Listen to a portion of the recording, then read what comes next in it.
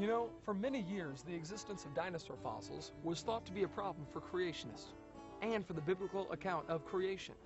Hi, my name is Eric, and what you're about to see is a powerful seminar that combines the last 30 years of research done by Dr. Hovind. It's in a field called cryptozoology, which is the study of hidden animals. The seminar is titled Dinosaurs and the Bible.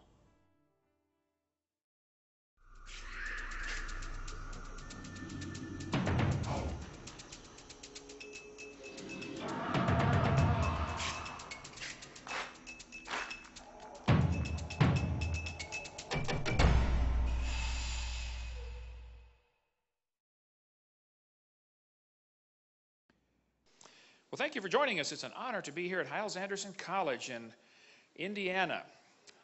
How many have been to one of my seminars before or seen one of the videos before? Okay. And how many never have? And how many do not understand the question so far? Good. Same three as yesterday. Good. Well, my name's Kent Hovind. I taught high school science for 15 years, and now for the last 16 years, I've been an evangelist. I speak about 900 times a year now on the subject of creation, evolution, and dinosaurs. And I take the position that the Bible is literally true and scientifically accurate. And the evolution theory being taught in our schools in violation of the First Amendment is the dumbest and most dangerous religion in the history of planet Earth. No dumber idea ever. Anyway, I live in Pensacola, Florida. I have 3 kids, 1 of each. Got them all married, and the dog died. Praise God, I made it. I'm home free. And so far, 4 grandkids, and that's definitely God's reward for not killing your own kids when you thought about it. So hang in there, it'll be worth it all. All my family lives right around me, and they all work in our ministry. So it's great having kids that love the Lord. And a couple of them are back here at the back table back there, and one running the camera. We have in our backyard in Pensacola, Florida, Dinosaur Adventureland. I like dinosaurs. Our phone number is 479-DINO. Our website is Dr. Dino. Dinosaur Adventureland's phone number is 478-DINO, 3466 for you alphabetically challenged folks. We like dinosaurs. We have thousands and thousands of visitors come. We've had probably close to 1,000 people get saved coming through our Dinosaur Adventureland. Everything we do there has a science lesson and a spiritual lesson. We have a blast using dinosaurs for the glory of God. But you know, for the last 200 years, Christians have been extremely confused about where dinosaurs fit into the Bible. I heard a lady last night, I was witnessing to a lady at the hotel. She said, well, I got a friend that told me dinosaurs never existed. One guy told me, he said, well, the devil put those bones in the ground to fool us. Well, you're going to look like a real idiot when talking to anybody with normal intelligence when you say something like that, okay? Yes, dinosaurs lived, but when did they live? Where do dinosaurs fit into the Bible? Here are 2 of my grandkids playing with one of the dinosaurs at Dinosaur Adventureland. We have a wonderful time. Christians, though, often are very confused of where they fit in. What's happened, Christians have compromised the clear teaching of the Bible in order to accommodate the dinosaurs. That's why they have the gap theory or the day-age theory or progressive creation or theistic evolution. There's no need to do that. I'm going to give you the biblical view of dinosaurs here this morning. Now this guy in National Geographic says, no human being has ever seen a live dinosaur. Now just hold on a minute. Does he know that or does he think that? He thinks that. There is no possible way he could know something like that unless he talked to everybody that ever lived. Do you think he talked to Adam and Eve before he wrote that? Did he talk to you before he wrote that? No, okay. That's just not something you can know. The Bible says, in the beginning, God created the heaven and the earth. It says, in 6 days, the Lord made heaven and earth, the sea, and all that in them is. Well, if he made everything in 6 days, then Adam must have seen dinosaurs. It's just no 2 ways about it. And yesterday, we talked about seminar part 2, what the Garden of Eden was like. It says, God said, let there be a firmament in the midst of the waters, and let it divide the waters from the waters. We talked about how God originally created the world with a canopy of water overhead, which all fell down at the time of the flood. It's gone now. And there was most of the water under the crust of the earth, which all came shooting to the surface when the fountains of the deep broke open. Psalm 24, the earth is the Lord's. He founded it upon the seas and established it upon the floods. Psalm 136, he stretched out the earth above the waters. I don't know why Christians can read that and read right over it and not see what it's saying. The water that's now in the ocean used to be in the crust of the earth, but it all came shooting out when the fountains of the deep broke open. We cover much more on that on video number 6. What caused the flood in the days of Noah?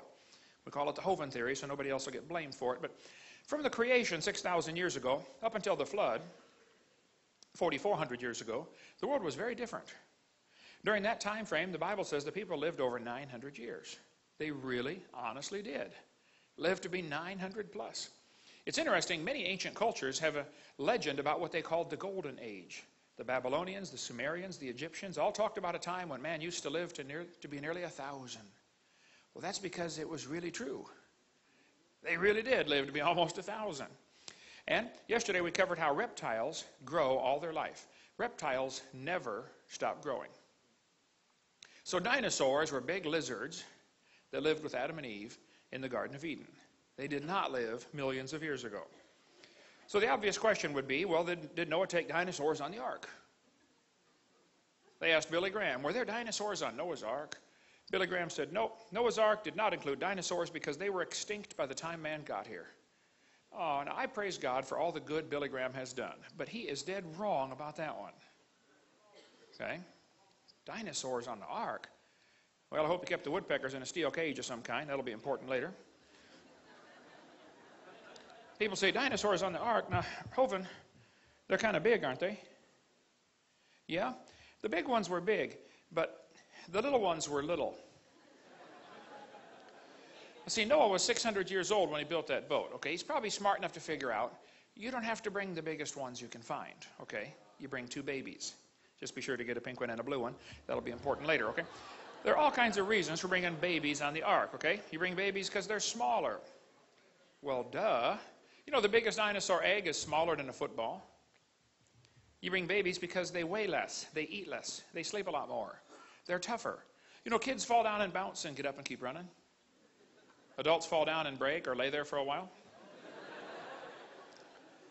Plus, you bring babies because after the flood, they're going to live longer to produce more offspring, and that's the reason you're bringing them. Why on earth would you bring big elephants on the ark? I mean, that would be stupid for multiple reasons, okay? Why would you bring big giraffes? Just bring babies of everything, young ones. God told him to bring 2 of every sort. Not 2 of every species. 2 of every sort.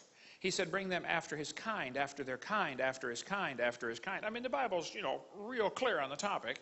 You bring the kinds of animals, not the species. And you only have to bring those in whose nostrils was the breath of life, and only those on dry land. Noah did not have to bring any fish on the ark. They had plenty of water outside, okay? He also did not have to bring any bugs on the ark because bugs don't have nostrils. Bugs breathe through their skin, through spiracles. Insects were not required to be on the ark. Insects can survive a flood just fine. Go any place where there's been a flood, after the water goes down, walk out into the mud and tell me the first thing you notice. Bugs by the bazillions, right? Yeah, insects did not have to go on there. Some of them might have been on there, but they didn't have to be. Noah did not take 400 pairs of dogs on the ark. Noah probably never saw a chihuahua in his life. Why did somebody do that to the dog?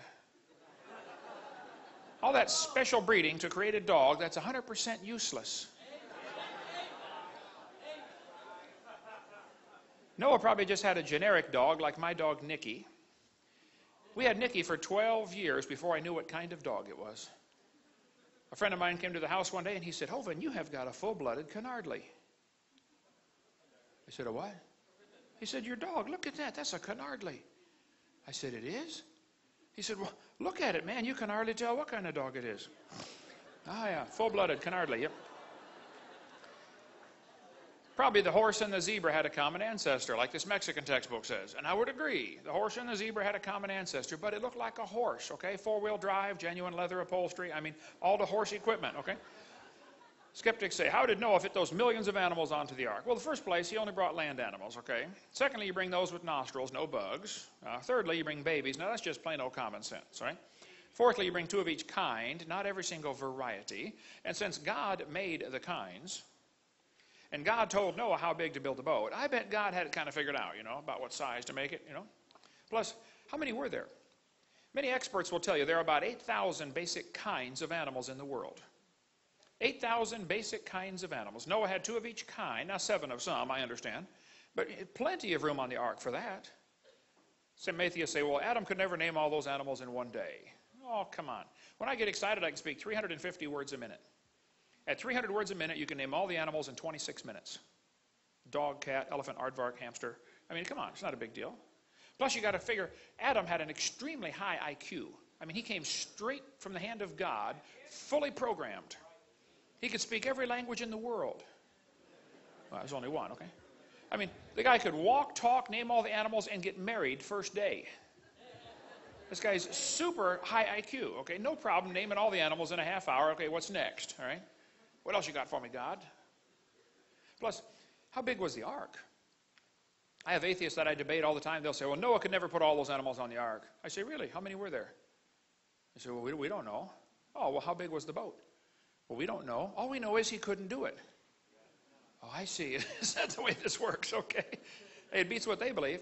They believe 18 or 20 billion years ago, there was a big bang where nothing exploded and made everything.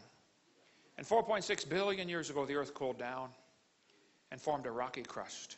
Yes, the planet Earth cooled and a rocky surface was created. And then as the earth formed, the surface was hot and there were large pools of bubbling lava. This textbook says there was no oxygen on the earth, 0% oxygen, but the rocks absorbed it. So what? I've been trying to figure that one out for 4 years. But anyway, then oceans formed as it rained on the rocks for millions of years. Millions of years of torrential rains created the oceans. And swirling in the waters of the oceans is a bubbling broth of complex chemicals. Progress from a complex chemical soup to a living organism is very slow. Boy, it sure is. It don't even happen. That's how slow it is. Life on Earth may have begun in rocks on the ocean floor. Wow, all came from a rock. The first self-replicating systems must have emerged in this organic soup. So according to their theory, 20 billion years ago there was a big bang. 4.6 billion years ago the earth formed. It was a hot ball of rock. And then it began to rain and rain and rain and rain and rain and rain. And finally the oceans filled in. And in the oceans the first living organisms appeared. So great-great-great-great-great-great-great-great-great-great-great-grandpa was soup. That's the evolution theory. I didn't make it up. They did. So, you can laugh at them if you like, as far as I'm concerned. But now, they asked me to come speak at this college in Boston one time. This pastor, I was going to speak at the church. I said, brother, call some of the colleges and see if you can have a debate. I love to do debates against these guys in front of their own university. Well, he called every college within 100 miles of Boston. There are a lot of them. There's a lot of colleges around Boston. And finally, one college said, no, we don't want him to come have a debate, but he can come speak to our students if our professors can ask him any questions they would like. Because we would like to show our students how dumb you Christians really are. I said, I would be honored to come for that. And so I showed up. There were 6 professors, all their students. I felt like Daniel in the lion's den, I got my 2 timelines out over there, and I said, now, folks, I believe the Bible. Nobody cheered. I said, I believe 6,000 years ago God made everything, and 4,400 years ago there was a flood when, everything got destroyed in the flood. And then Noah had 2 of each kind, not species, kind on the ark. Now, since then, there's been a whole lot of new varieties produced. And then I told them what they believe, because most of them don't know what they believe. You got to tell them, I said, you guys believe 20 billion years ago, Big Bang, 4.6 billion years ago, the earth cooled down, it rained on the rocks for millions of years, turned them into soup, and the soup came alive 3 billion years ago. This one professor was getting very angry. I seem to do that to them. He said, Mr. Hovind, do you realize there are nearly 400 varieties of dogs in the world today? I said, sir, I have no idea how many, but 400 sounds good. He said, do you mean to tell me that you believe all those dogs came from 2 dogs on Noah's Ark? You want me to believe that? I said, sir, would you look at what you're teaching your students? You're teaching your students that all those dogs came from a rock. He didn't have any more questions after that. I did a debate one time at university, and afterwards this lady came walking down the aisle. Boy, she was mad. The smoke was coming out her nose. She was angry at me. She came walking straight up toward me. I said, Lord, I'm coming home. She walked up, put her hands on her hips, and she said, tonight, you told everybody that we believe we come from a rock. We do not believe that. I said, ma'am, you need to calm down. You're going to blow a gasket. I said, ma'am, do you believe in evolution? She said, yes, I do. I'm a professor here at the university. I said, well, ma'am, would you please tell me then where we came from? She said, we came from a macromolecule. I said, and where did that come from? She said, from the oceans, from the prebiotic soup. I said, and where did that come from? She said, it rained on the rocks for millions of years. You could see it was slowly dawning on her. You know, I do believe I come from a rock. Yes, ma'am, you do. Better be careful going outside. Don't step on Grandpa. I found her life verse, saying, to a stock thou art my father, to a stone thou hast brought me forth. There's Grandpa right there. Yep. I even found my daddy's life verse in the Bible. Lord, have mercy on my son, for he is a lunatic and sore vexed. Anyway, the Bible says the earth was corrupt and filled with violence. And God looked upon the earth, and it was corrupt. All flesh had corrupted his way upon the earth. And God said to Noah, the end of all flesh has come before me. The earth is filled with violence through them. I will destroy them with the earth. Make thee an ark. And Noah said to his boys, go for wood. We got to build a boat. And so they went and got all this wood, and they built this huge boat. Now, after the flood was over, Noah's son had a baby and named him Arphaxad. Why would anybody name a kid Arphaxad? Can't you see that kid in kindergarten? What's your name, son? Arphaxad? Do you know how to spell it? No. Nobody does. But don't you think one day little Arphaxad's getting big enough? He's sitting on Grandpa's lap and he's looking around like kids do. And he says, hey, Grandpa, I have a question. How come we're the only people in the whole world? Do you mean we got this whole planet to ourselves? What happened?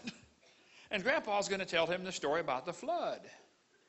Actually, they're going to talk about that flood for a long time. We're down in Pensacola. We're going to be talking about Hurricane Ivan for a long time. Okay? And that's just one little storm. Can you imagine a worldwide flood? Man, they talk about that for centuries. Actually, Arphaxad's daddy, Shem, Noah's son, lived long enough to tell that story directly to Abraham, Isaac, and Jacob. You'll never catch that reading your Bible, but when you graph it out, it's like, wow, that's unbelievable. Do you know they're still talking about that flood in many cultures around the world? So far, 270 flood legends have been identified in different countries and cultures around the world. The Hawaiians have a legend that says, long after the death of Kunihana, the first man, the world became a wicked, terrible place to live. There was one good man left. His name was Nu'u. He made a great canoe with a house on it and filled it with animals. The waters came up over all the earth and killed all the people. Only Nu'u and his family were saved. One family saved in a boat full of animals. Sounds kind of like the Bible story, doesn't it?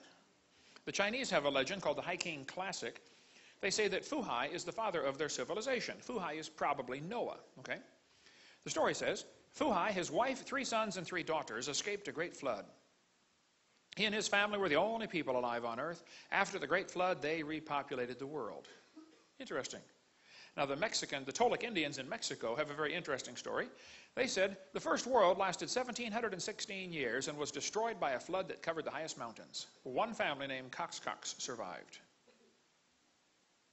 1,716 years.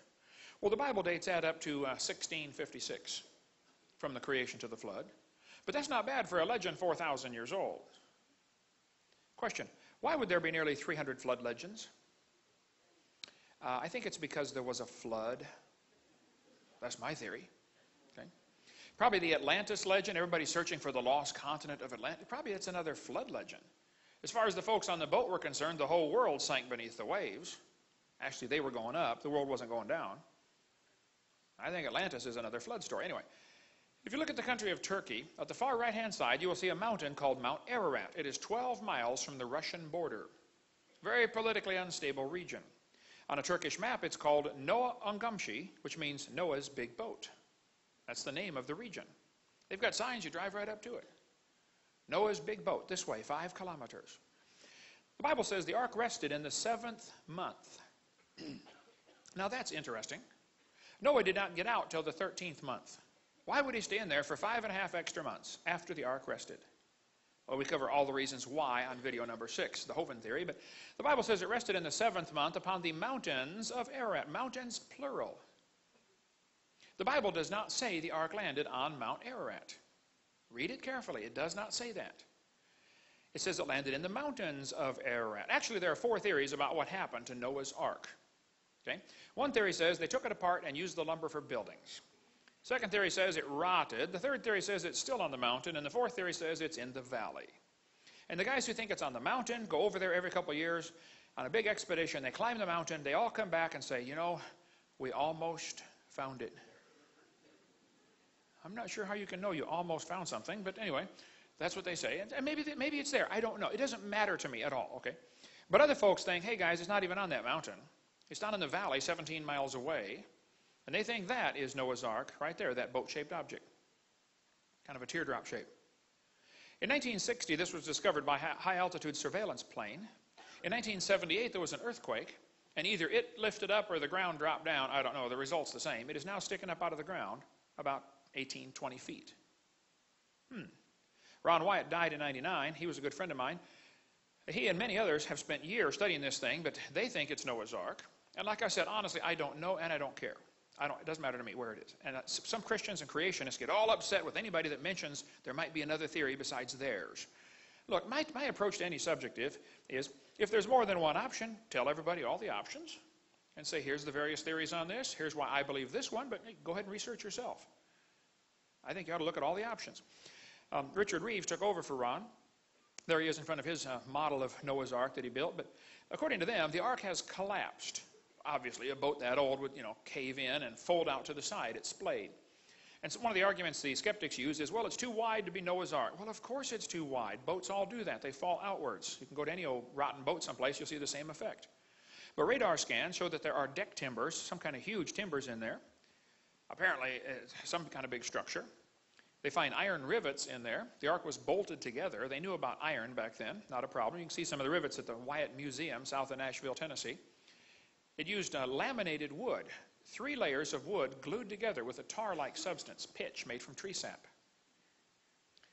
And apparently it's like basic plywood, okay? Huge, thick layers of wood. And there's no grain in the wood. Interesting. It's almost like the trees didn't have growing seasons, the wood they were using. Anyway. The Wyatt Museum is a converted gas station just south of Nashville at exit 27 on the northwest corner. You can stop down there and see them.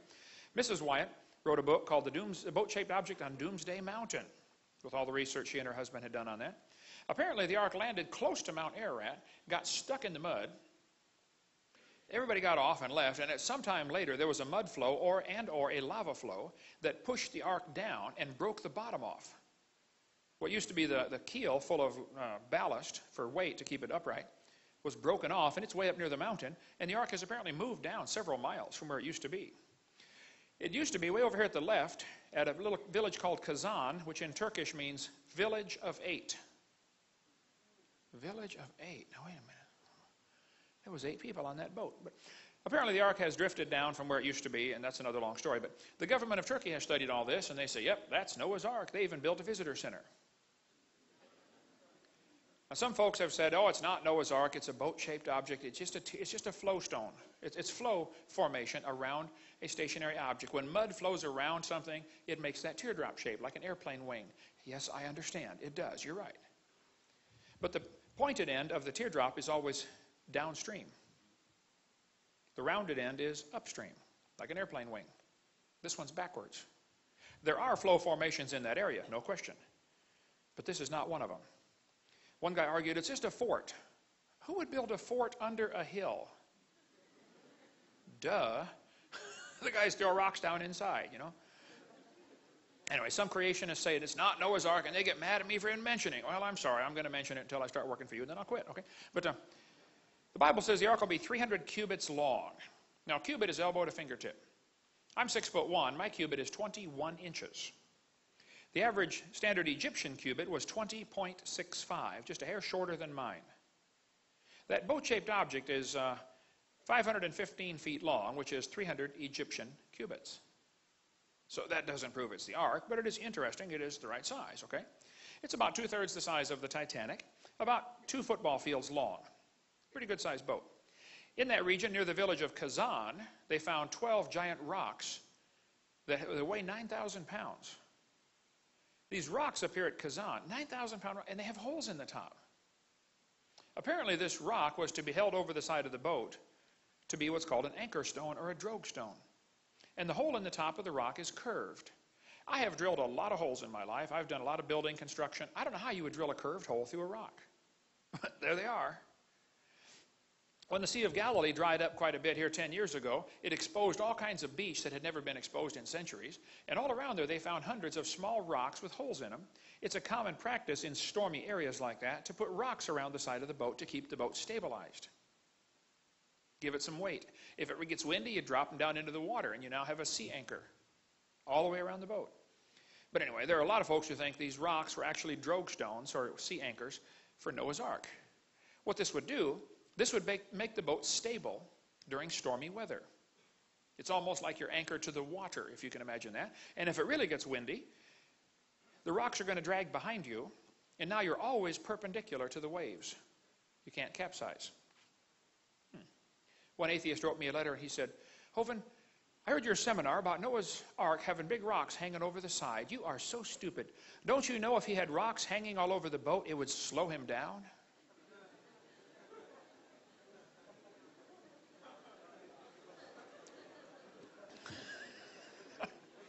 I wrote back, where was he going? There is no place to go, okay? The whole world's underwater, okay? He's just trying to float. You see, Noah, the instructions are real simple. Get in, sit down, float, land, get out, okay? You don't have to go anywhere. No sails. You don't have to steer the boat, okay? One atheist said, well, a sailboat was built with 6 masts and it leaked so bad because of the twisting from the sails. Well, Noah's Ark didn't have any sails, okay? It just was designed to float. And some people think it might have had a moon pool in the center because a long ship has trouble going over the waves. It tends to lift up and the ends are exposed and it tends to flex or break in the middle. Well, if Noah's Ark had a moon pool, that would solve the problem. What it is, it's a hole in the center. As the waves go up and down, the water goes up and down inside that hole. Of course, you got a wall built up on the inside. It's called a moon pool. As the water goes up and down inside that moon pool, going over the waves, it acts like a giant piston, forcing fresh air in and out of the boat every time you hit a wave. You might actually pray for a good wave once in a while. Hey, Lord, we're about to feed the elephants. Would you please send a wave? Yeah. Anyway, what happened to the dinosaurs when Noah got off the ark? You know, the question of what happened to the dinosaurs has been used in schools to start a conversation about evolution for a long time.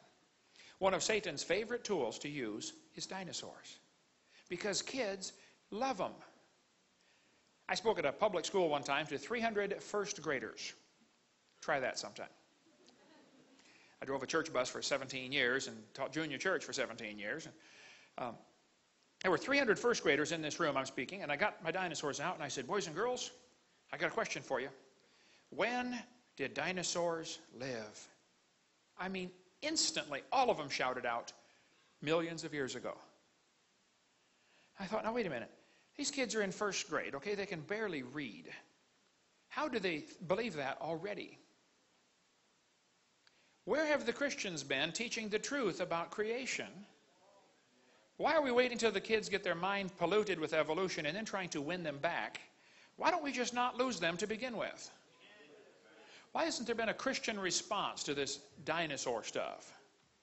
What the Christians did in the 1800s is they compromised their Bible with the gap theory to accommodate the dinosaurs, and then they let Satan have the dinosaurs. That's what happened, exactly. But anyway, there are 16 theories of what happened to the dinosaurs. One theory says an asteroid struck the Yucatan Peninsula in Mexico and killed them 65 million years ago. A scientist here in Indiana said the dinosaurs killed themselves off with their own flatulence. They could not stand the heat. I'm not sure what to do about a theory like that, but here's the real reason they went extinct.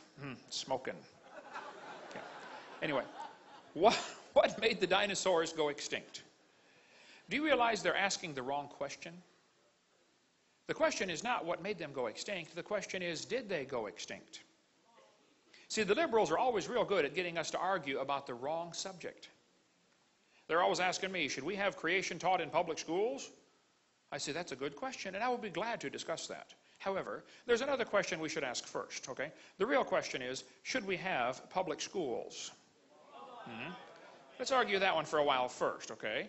And if we're going to have them, then we'll discuss what should be taught in them and who decides what is taught in them. I mean, does Bill Clinton decide what's taught, or does Osama bin Laden decide what's taught, or maybe you should decide, maybe I should decide? See, the whole problem is, some people have this idiot idea that children belong to the state. No, no, no. You see, children belong to God, and they are entrusted to parents. And the parents should decide what God wants them to be taught. The state does not ever have any children. It is sterile, okay? It can't have children. Okay, so they want to steal yours. That's another long, interesting story. But anyway, the 10th Amendment to the Constitution says the federal government only has certain very limited powers, and anything else is left to the states. The federal government has no business being involved in education or welfare or hurricane relief or anything else.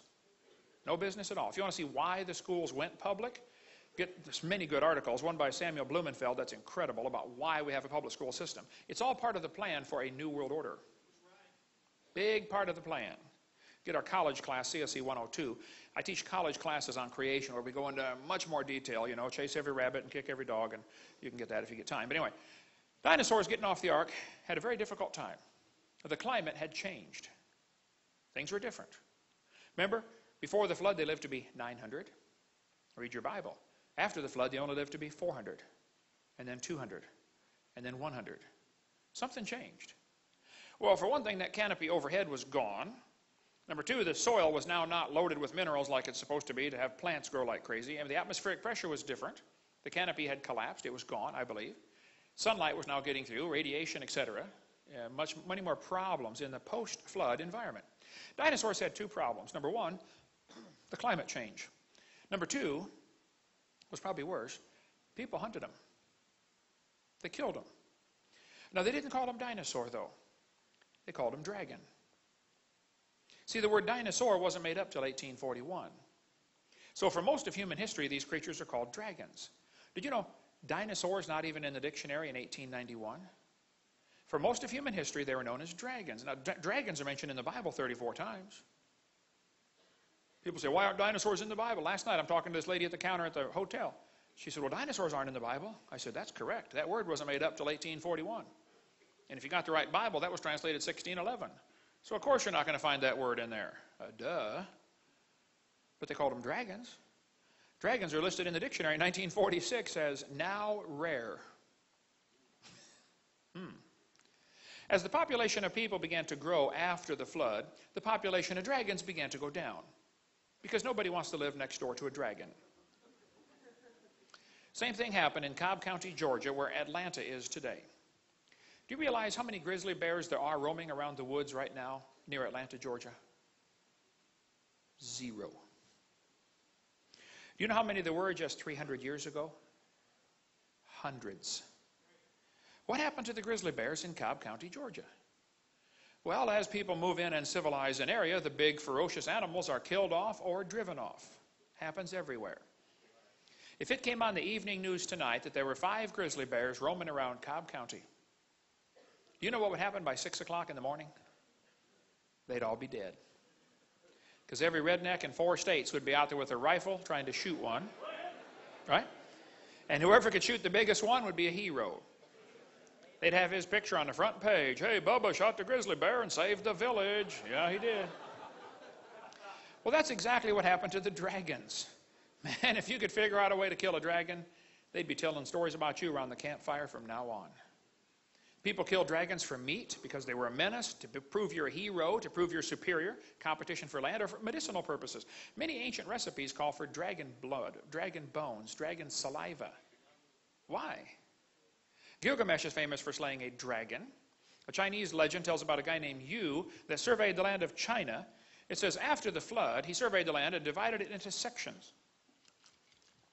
He built channels to drain the water off to the sea and make the land livable again. Many snakes and dragons were driven from the marshlands.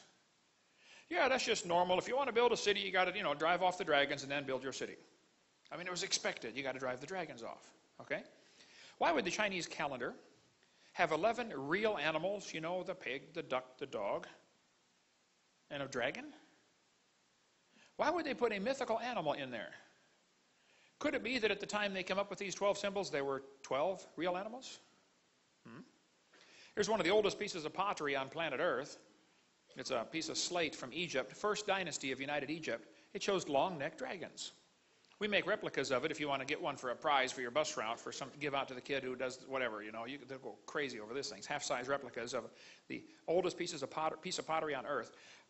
Why would they put long-necked dinosaurs on pottery 3,800 years ago? Here's two long-necked dinosaurs with a sheep in between their mouths. Here's a hippo tusk from the 12th century BC showing an animal with a long neck and a long tail. Here's a cylinder seal showing what appears to quite obviously be long-necked dinosaurs. The Bible talks about a fiery flying serpent in Isaiah 14. Wait a minute, a fiery flying serpent? Well, if you read the story of Herodotus, Herodotus says he went to a certain place in Arabia, almost exactly opposite Buto, to make inquiries concerning the winged serpents. On my arrival, I saw the backbones and ribs of serpents in such numbers as it's impossible to describe. The winged serpent is shaped like the water snake. Its wings are not feathered, but resemble very closely those of the bat. The people where the bones lie at the entrance of a narrow gorge between steep mountains. The story goes that with the spring, the winged snakes come flying from Arabia towards Egypt, but are met in this gorge by the bird called ibises, who forbid their entrance and destroy them all. The book of Josephus talks about the fiery flying serpent that Moses had to kill when he came to the land of Ethiopia. And he ended up marrying the princess of the Ethiopians, and which is why his sister got mad at him later for marrying an Ethiopian.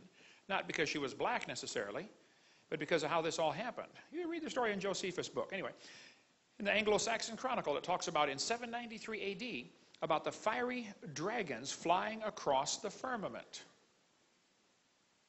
The Babylonian god Marduk is shown pictured on a fire-breathing dragon.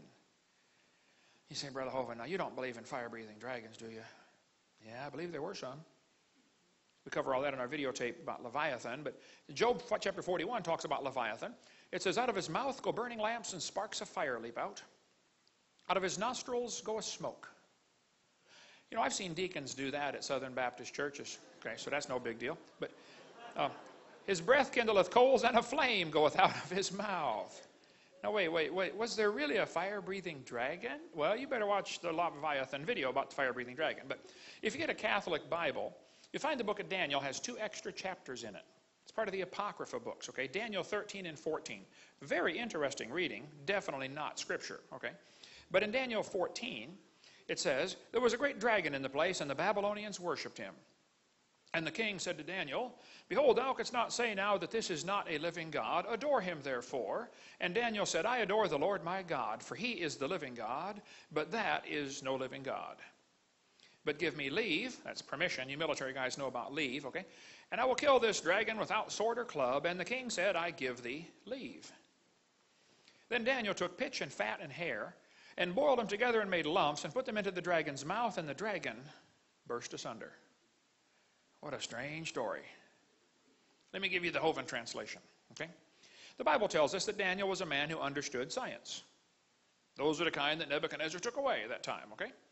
And Daniel would have known full well that pitch is made from tree sap, and it's very sticky. Fat is salty tasting, and almost all animals like things that are salty tasting, and hair won't digest. So he made little lumps of pitch, fat, and hair, tossed them in. The dragon loved them, swallowed them, couldn't digest them. And they plugged up his intestinal tract. And these were the days before Roto-Rooter, and so he burst asunder.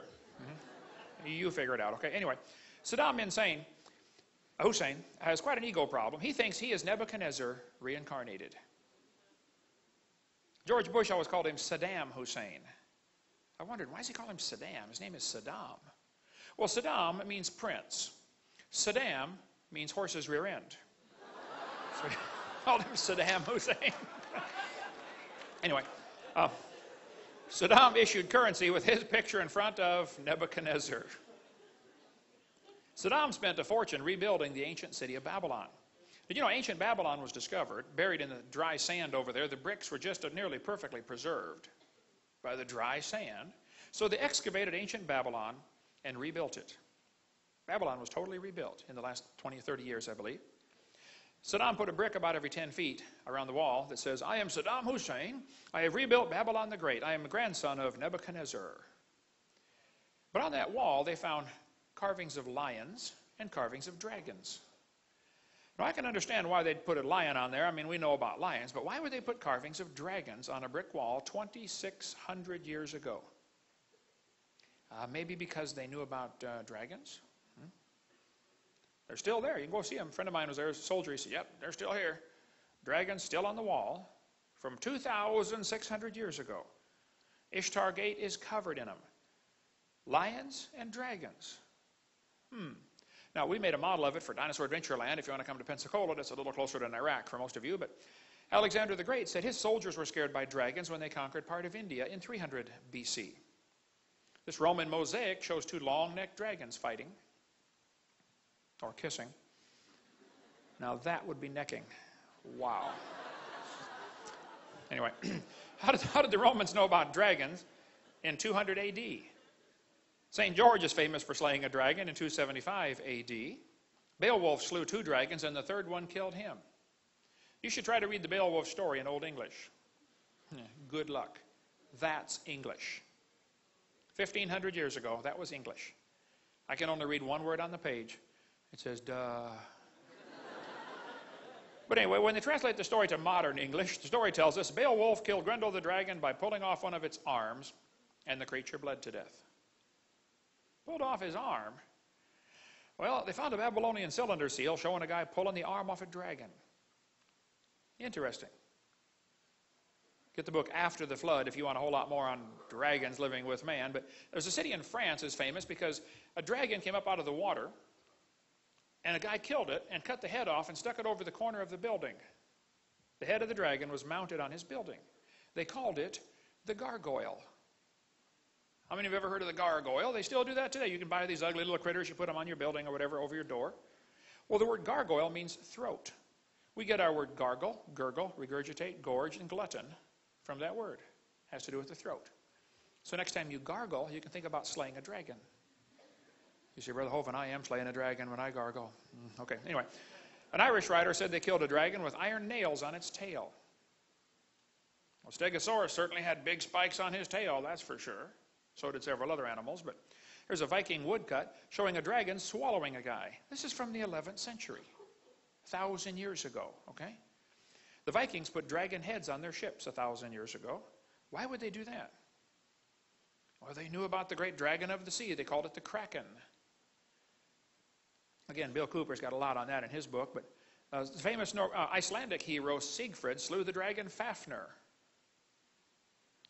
As a castle, bricks were found in a castle from the 12th century showing dragons. There's a 12th century castle in Germany with dragons on it.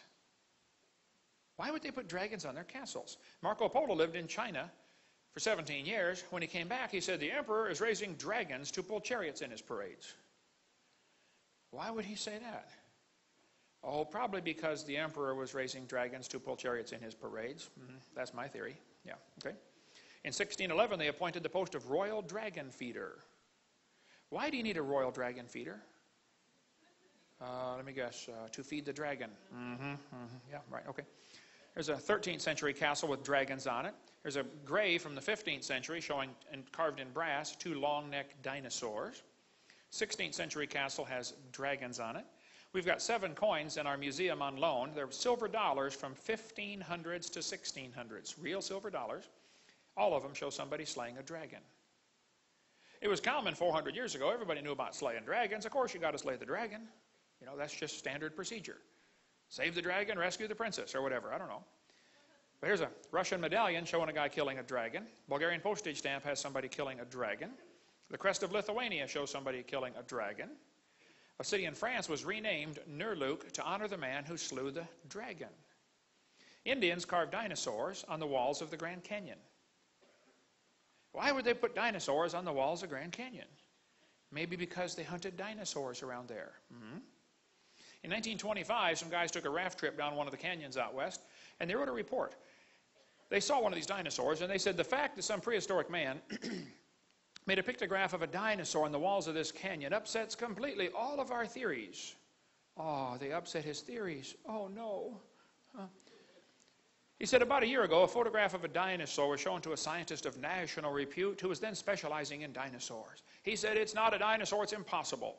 Because we know dinosaurs were extinct 12 million years before man appeared on Earth. Hold on just a minute, okay? First place, it's not possible for you to know what happened 12 million years ago, okay? So let's just get that straight first up, okay? Secondly, notice he said 12 million. Now today the kids are taught dinosaurs died 65 million years ago, aren't they? 65 million years ago? It's interesting to see the inflation of the age of the earth. See, in 1770, they said the earth was 70,000 years old. By 1902, it was 2 billion years old. 1969, it was 3.5 billion years old. Today, it's 4.6. Did you know the earth is getting older at the rate of 21 million years per year? That's 40 years per minute. Okay, it's aging rapidly, folks. Anyway, if you go to Blanding, Utah, you'll see carvings of dinosaurs on the cliff there. Apparently, they knew about dinosaurs in Utah. The Indians knew about them. They killed them, apparently. This is a cave painting in Australia showing a guy running away from what appears to be a dinosaur. I can't pronounce the name of this place in Canada, Mishapa something or other here, but it looks like these Indians have painted something on the cliff there that appears to be like a dinosaur with a dermal frill ridged on its back. This is a painting from Australia.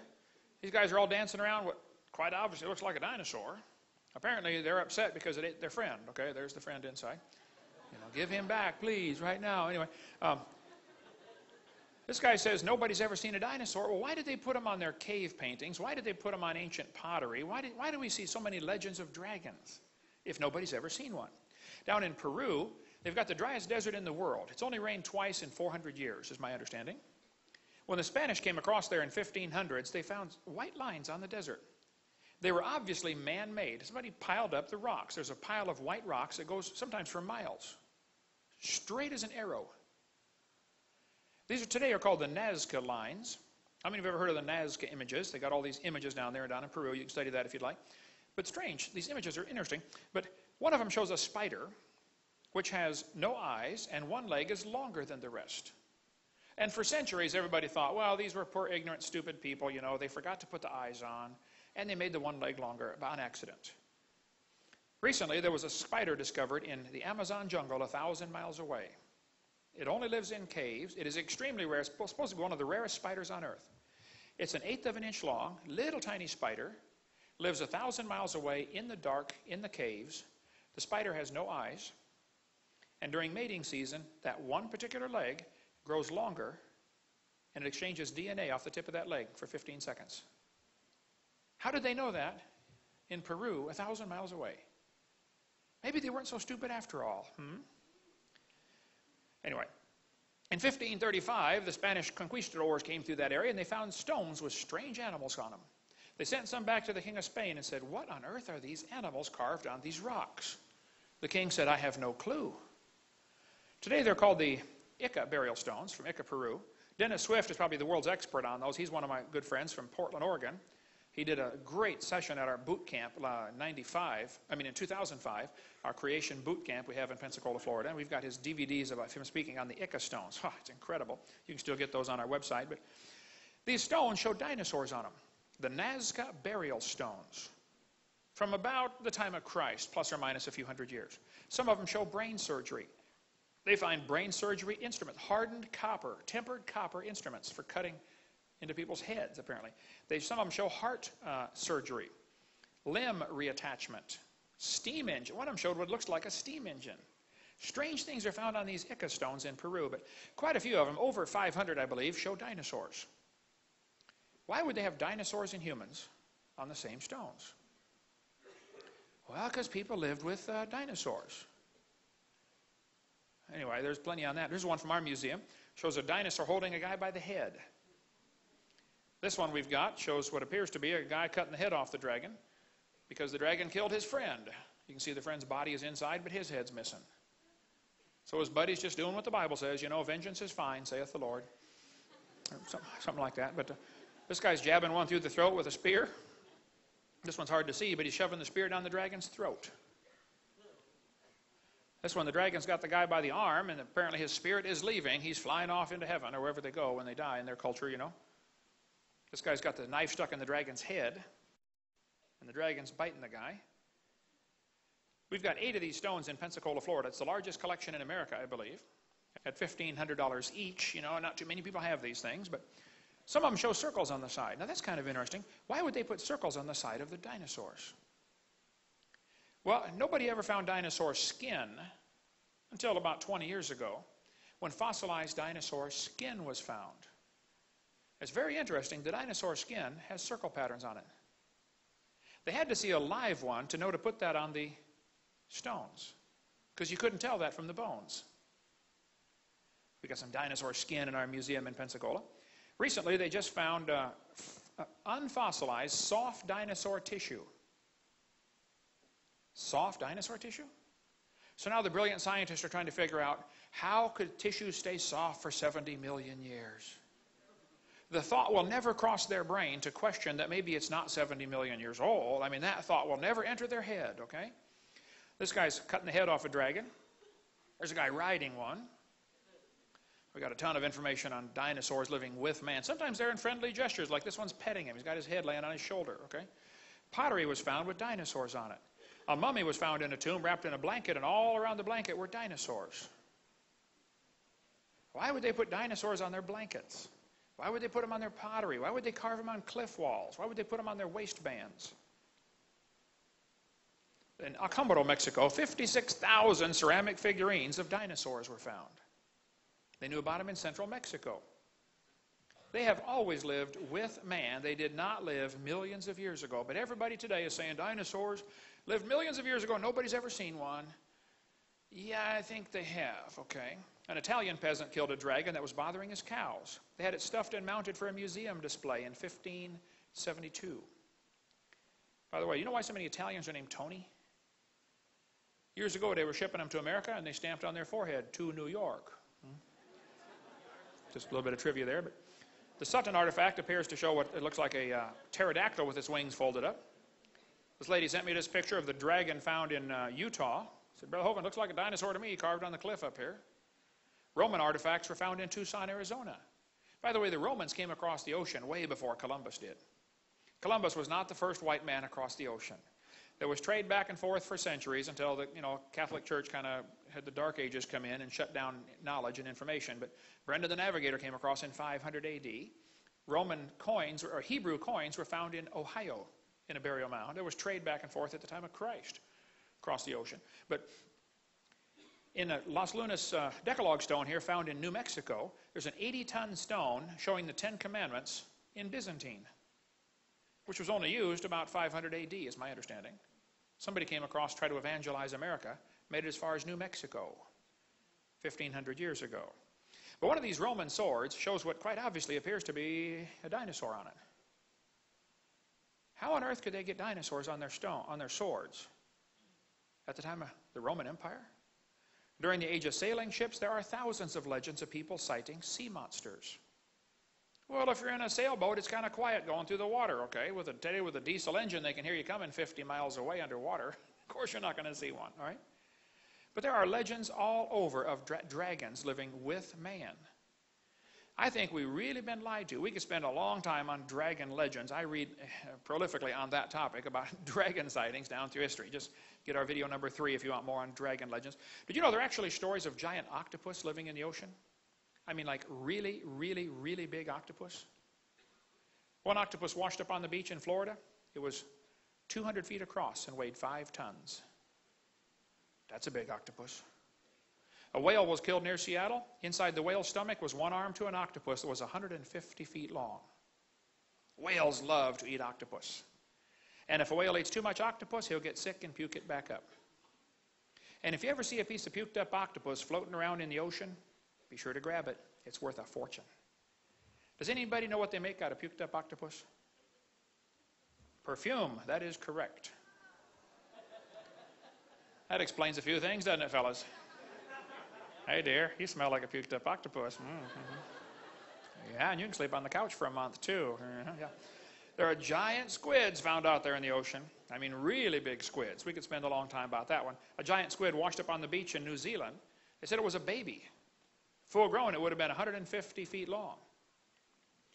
People say, no, wait, Hovind, if there are dinosaurs mentioned all through history, are dinosaurs mentioned in the Bible? Oh, yeah.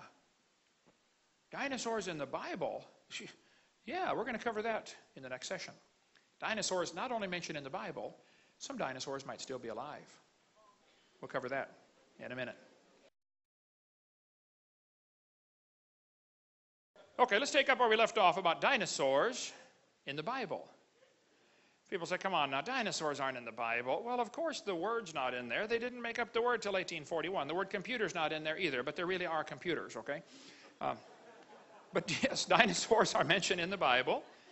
You say, I didn't see them in there. Well, you need to read carefully, okay? If you get the book of Job, the book of Job has 42 chapters. Just about dead center in the Bible, just before Psalms. You find a very fascinating book. In Job chapter 1, it says, Job was a perfect man. He feared God and hated evil. By the way, that's good advice, okay? And Job had 7 sons and 3 daughters. And Job had thousands of sheep and camels and oxen and asses. The guy was rich, really rich. Job was probably written after the flood, but before the law was given in the days of Moses. Before the flood, they lived to be 900. After the flood, they lived to be 400.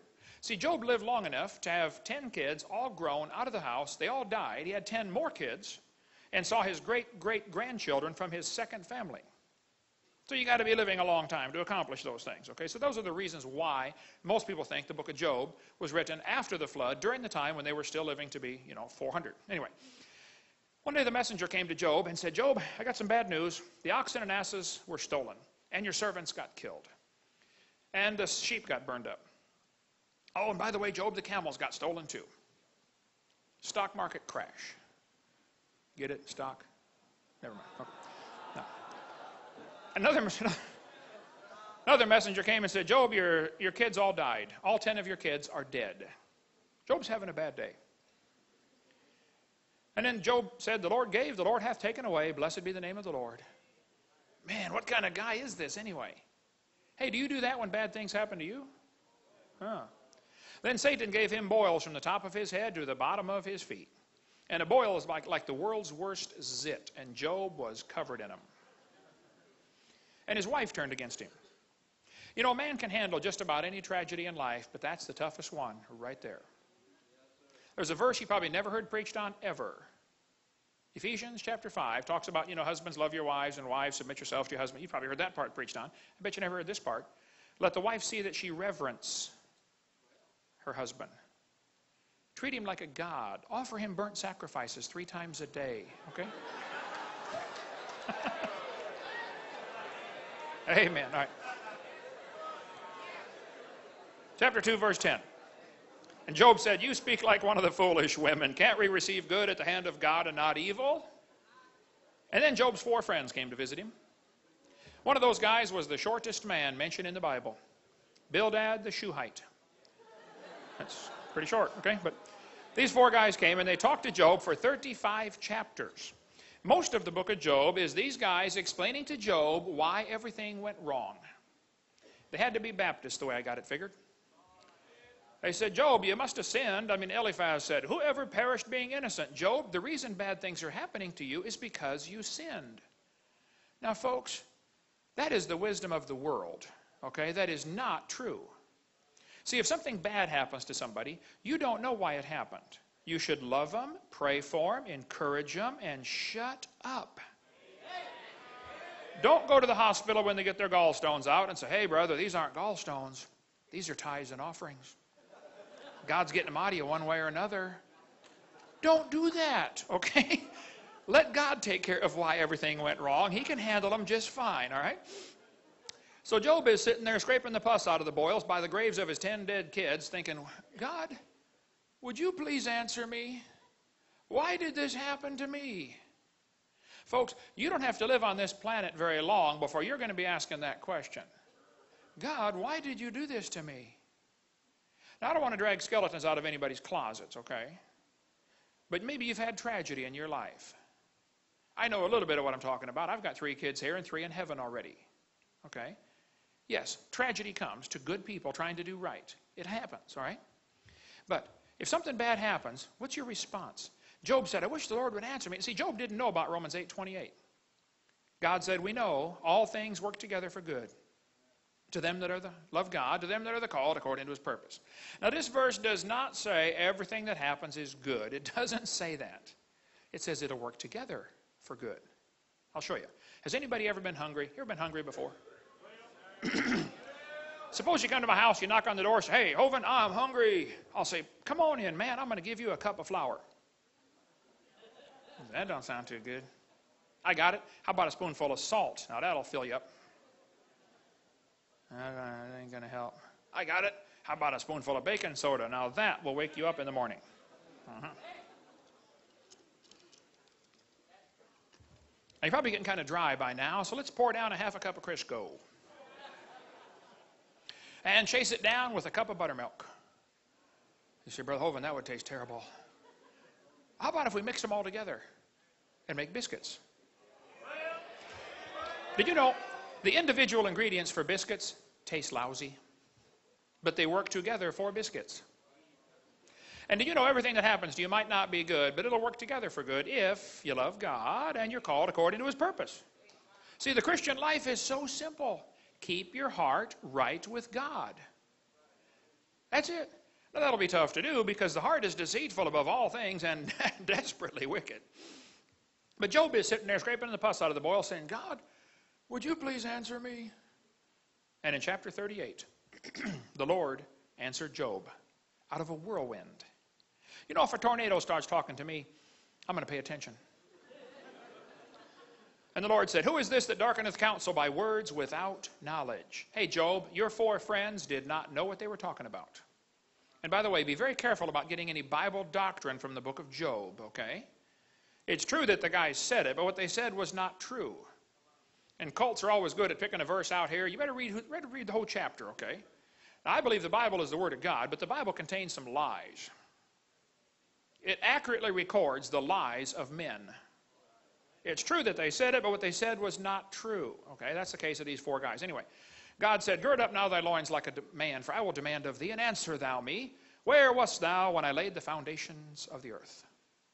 I read that 36 years ago as a brand new Christian. And I thought, what a dumb question. God, why would you ask Job where he was when you laid the foundations of the earth? I said, God, he wasn't there. You know that, and he knows that. So why are you asking such a question? How many of you were here when God built the earth? Was anybody here when God made the earth? Only a couple of Mormons, okay. Yeah. You're in your second existence, I understand, okay. No, you were not here when God built the earth. Now, kids, this is going to be complicated, so listen carefully, okay. Since you were not here when God made the earth, that means that God is older than you are. How many can figure this out with no help at all? Okay? Did it ever occur to you that God is also smarter than you are? Did it ever occur to you that God is stronger than you are? Did it ever occur to you that God is richer than you are? You say, Brother Hovind, everybody's richer than I are. Okay. Well, God certainly is. Hey, try this one. I've said this one 1,000 times and I've never understood it once. But I say it a lot and I think about it till my brain hurts. Did it ever occur to you that nothing ever occurred to God? He's already thought of everything. He even knows everything you've ever thought about. The Bible says He understands the imaginations of the thoughts. That's a fascinating verse. He not only knows your thoughts, He knows the imaginations of the thoughts. You see, you can not only think about things, you can actually think about what you are thinking about. Think about that. The brain is amazing. The Bible says God knows the thoughts of man. And by the way, it says in Luke, Jesus knowing their thoughts. That's one of many verses that proves Jesus is God Almighty in the flesh. God knows your thoughts and He loves you anyway. Wow, praise God for His mercy, right? Job 38:4. God said, declare if thou hast understanding. Who hath laid the measures thereof if thou knowest? Question mark. Job doesn't answer. Job's not answering any of God's questions. God said, hast thou entered into the springs of the sea? Did you know scientists didn't even know there were springs in the sea until 1977? Just discovered. Science is very slowly catching up with a few parts of the Bible. God said, where is the way where light dwelleth? Now that is fascinating. I taught physics. Did you know light doesn't stay in a place, it's in a way. It's always moving.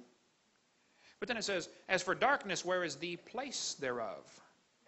You know the speed of light, 186,282.4 miles per second. You know what the speed of dark is? 0. Darkness cannot move. Now think about it. We are the children of light. We are supposed to be on the move, get something done for God, right? People say, well, it's getting dark. The world's so bad. Well, then turn on your light. Duh. The reason it's dark is because of you, right? You're the light to turn it on, right? The Bible says the gates of hell shall not prevail against it. Hey, gates don't attack you. You attack them. Yeah, let's go, man. Do something for God. Anyway, verse 24. By what way is the light parted which scattereth the east wind upon the earth? Now, wait. Is God telling Job that the light causes the wind? He sure is. And you can ask any weatherman, that's exactly correct. The sunlight causes the wind patterns. The ground heats up, expands the air. We have wind on earth because of the light. Just like God said 4,000 years ago. God said, canst thou send lightnings? Boy, it's a good thing I can't. How many of you can think of somebody that's lucky to be alive because you cannot send the lightnings? I can think of several. Yes, I can. God said, canst thou send lightnings that they may go and say unto thee, here we are? Now, wait. Is God telling Job that electricity can be used to send a message? Like radio, cell phone, microwave, TV? Electricity sends a message 2 different ways. Through the electricity through the wire and also through the electromagnetic force, the radio waves coming off of it. God told Job that 4,000 years ago. Marconi and them guys had discovered it in the last few hundred years. God asked Job 84 questions. Job never answered one. These are the kind of questions that don't need an answer. The question was designed to change the person's attitude. These are the same kind of questions you dads have to ask your kids. See, I've got 3 kids, 1 of each. I know what I'm talking about. Kids get to a certain age, and they get kind of cocky, and they think, they should make the rules around the house. The kid comes in one day and says, hey, Dad, listen. I believe I should be allowed to stay out till 4 in the morning with my friends. After all, I'm 10 now. And Dad says, hold on just a minute, kid. You'd like to know why you can't stay out till 4 in the morning. Well, son, let me ask you a couple of questions. Who pays the electric bill around this house? Who's paying for the house? Who paid for them clothes you're wearing, son? Who paid for that bed you slept on last night? Who pays for the food you eat and eat and eat and eat and eat and eat? Who paid for that hot water and soap you took a shower with about a month ago? Let's just get it straight, son. The Bible is very clear. He who payeth the bills maketh the rules. 2 Opinions, chapter 4. You see, son, me, Dad, you, kid. And if you're going to sleep under my roof and eat my food, you're going to do it my way. And if you want to do it your way, well, then go get your own roof to sleep under and do it your way. See, that's the golden rule, son. He that hath the gold maketh the rules. Who do you think you are, kid? Where were you when we bought this property and cleared this land and drove off the grizzly bears and marched uphill to school 40 miles in the snow, barefoot, both ways? How many got the same speech when you were growing up? Okay, good. Let's get it straight, son. Me, Dad, you, kid. I think that's what God's doing to Job. God asked Job 84 questions. Job never answered one. But Job got an attitude adjustment. See, Job had the same problem that most of us have. He did not have a good appreciation for who God was. Come to chapter 40. God said, behold now behemoth. Well, what on earth is a behemoth? Well, whatever it was, Job could behold it. Because God never tells you to do something you can't do. See, God would not say, behold now behemoth, if he could not behold now behemoth. That's deep theology, I know, okay, but think it through, all right? Now, some reference Bibles say behemoth is probably the elephant or hippopotamus. Oh, that is ludicrous. I believe behemoth is the long-necked dinosaur. Now, there are 13 different long-necked dinosaurs, okay? There's the brachiosaur, the apatosaur, the cetosaur. He's got the big seat, okay? There's the blondosaur. You have to talk to her kind of slow, okay?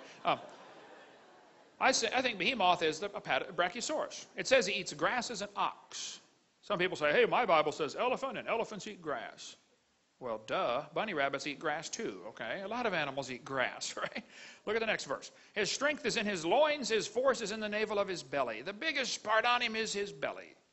And they say, well, elephants have a big belly. Yes, I know. Hippopotamus have a big belly. Brachiosaurus had a big belly. He has a big belly. So does he. That is just sick. Who would pose for that? Anyway, it says, he moveth his tail like a cedar. Now hold on a minute. His tail is like a cedar tree. Have you ever seen an elephant's tail? I mean, would that remind you of a cedar tree? Or a hippo tail? Not like a cedar tree. Now, Brachiosaurus tail, yeah, that's a little more like a cedar tree than the rest of them, okay? You know, before they put those footnotes at the bottom of the Bible, I think they should be required to read the passage at least once and then comment on it, okay? By the way, you preachers, if you're going to preach on a passage, at least read it once before you preach on it, okay? Yeah, all right. Anyway, next verse says, his bones are as strong pieces of brass. His bones are like bars of iron. He has big, heavy-duty bones, and they did. This is a real dinosaur toe bone I've got in my museum in Pensacola. One of the knuckle bones from a Brachiosaurus. Now, this will be kind of complicated, so listen carefully. The reason he had such big toe bones is because he had big toes. How many can figure that out with no help? 4, 5, 6. Okay. And the reason he had those big toes is because he had a big foot. There's a kid taking a bath in a brachiosaur footprint. Pictures on the book right here on the steps. And the reason he had that big foot is because he had a big leg to hold up. His front leg is 20 feet tall. The biggest dinosaur found so far is 60 feet to the top of the head, found in Oklahoma. They say it's going to take them 20 years to dig all the bones out of the ground because it is a government project. They say when it was alive, it probably weighed 100 tons. Now, 100 tons is equal to 14 school buses put together. That means if he was to come by and step on you, you would be deeply impressed by him. You would be road pizza. By the way, speaking of government projects, I got to share with you my new invention that's going to make me the richest man on planet Earth. I'm going to save so much money for the highway department, construction crews, utility companies, and the military. Oh, and all I want is 10% of the savings, and I'll be the richest man on planet Earth. I have invented a shovel that will stand up by itself. You won't need to pay those guys to lean on it anymore. Thank you, I know. Next verse says, he's the chief of the ways of God. He's the chief. That's the Hebrew word, risheth, which means he's the chief, he's the principal, he's the biggest animal God ever made. Well, that would not be the elephant or hippopotamus. It'd be the Brachiosaurus. And that kind of fits the pattern for the way the devil works, you know. Whenever God makes things, the devil tries to destroy them. God makes beautiful things, and Satan always tries to destroy them. Hey, question. How big is your God? I mean, do you ever think about that? When you stop and pray, and you say, Heavenly Father, do you have any idea who you're talking to? I mean, have you ever stopped and just thought about that? Who are you about to talk to? I mean, you sit down for lunch, you know, and you're going to pray. Okay, bless the bunch as they crunch the lunch, amen. We expect God to come like a puppy dog when we call, don't we? Okay, God, I got time for you now. Pay attention. Now, here's my prayers. Give me this, give me this, give me this, give me this, and give me this, and give it quick. That's about what it boils down to, isn't it? I mean, have you ever stopped and really thought who you're talking to? How big is your God? Hey, is your God big enough to tell you what to do and you just simply do it without question? For instance, does God tell you what kind of clothes to wear? Now, 1 Timothy says the women should dress modestly. See, my daddy always said, if you're not in business, don't advertise. Yeah, okay. Does God tell you how to cut your hair? 1 Corinthians says it's a shame for man to have long hair. Well, when I got saved, I was a lifeguard. Nice suntan, long blonde hair. I read that and said, oh, wow, I better go cut it. It's just a no question. It's a no-brainer. God, you're not happy? Yes, sir. It's absolutely no-brainer. How big is your God? I mean, who is God of your life anyway? If he's really God, then you read the book, you do what he says, end of story. Hey, does God tell you what kind of speech to have? Ephesians 4 says, let no corrupt communication proceed out of your mouth. Is God happy with everything coming out of your mouth? Out of the abundance of the heart, the mouth speaketh. That's a good verse to quote to somebody when you hear him cuss, by the way. Does God control what you watch on TV? Psalm 101 says, I will set no wicked thing before mine eyes. Hey, do you put wicked things in front of your eyes? Suppose you made a rule around, just suppose you made a rule around your house. If you hear a cuss word on TV, you're going to shut it off for 2 hours. If you see somebody immodestly dressed, you're going to shut it off for 2 hours. If you see somebody drinking alcohol, you're going to shut it off for 2 hours.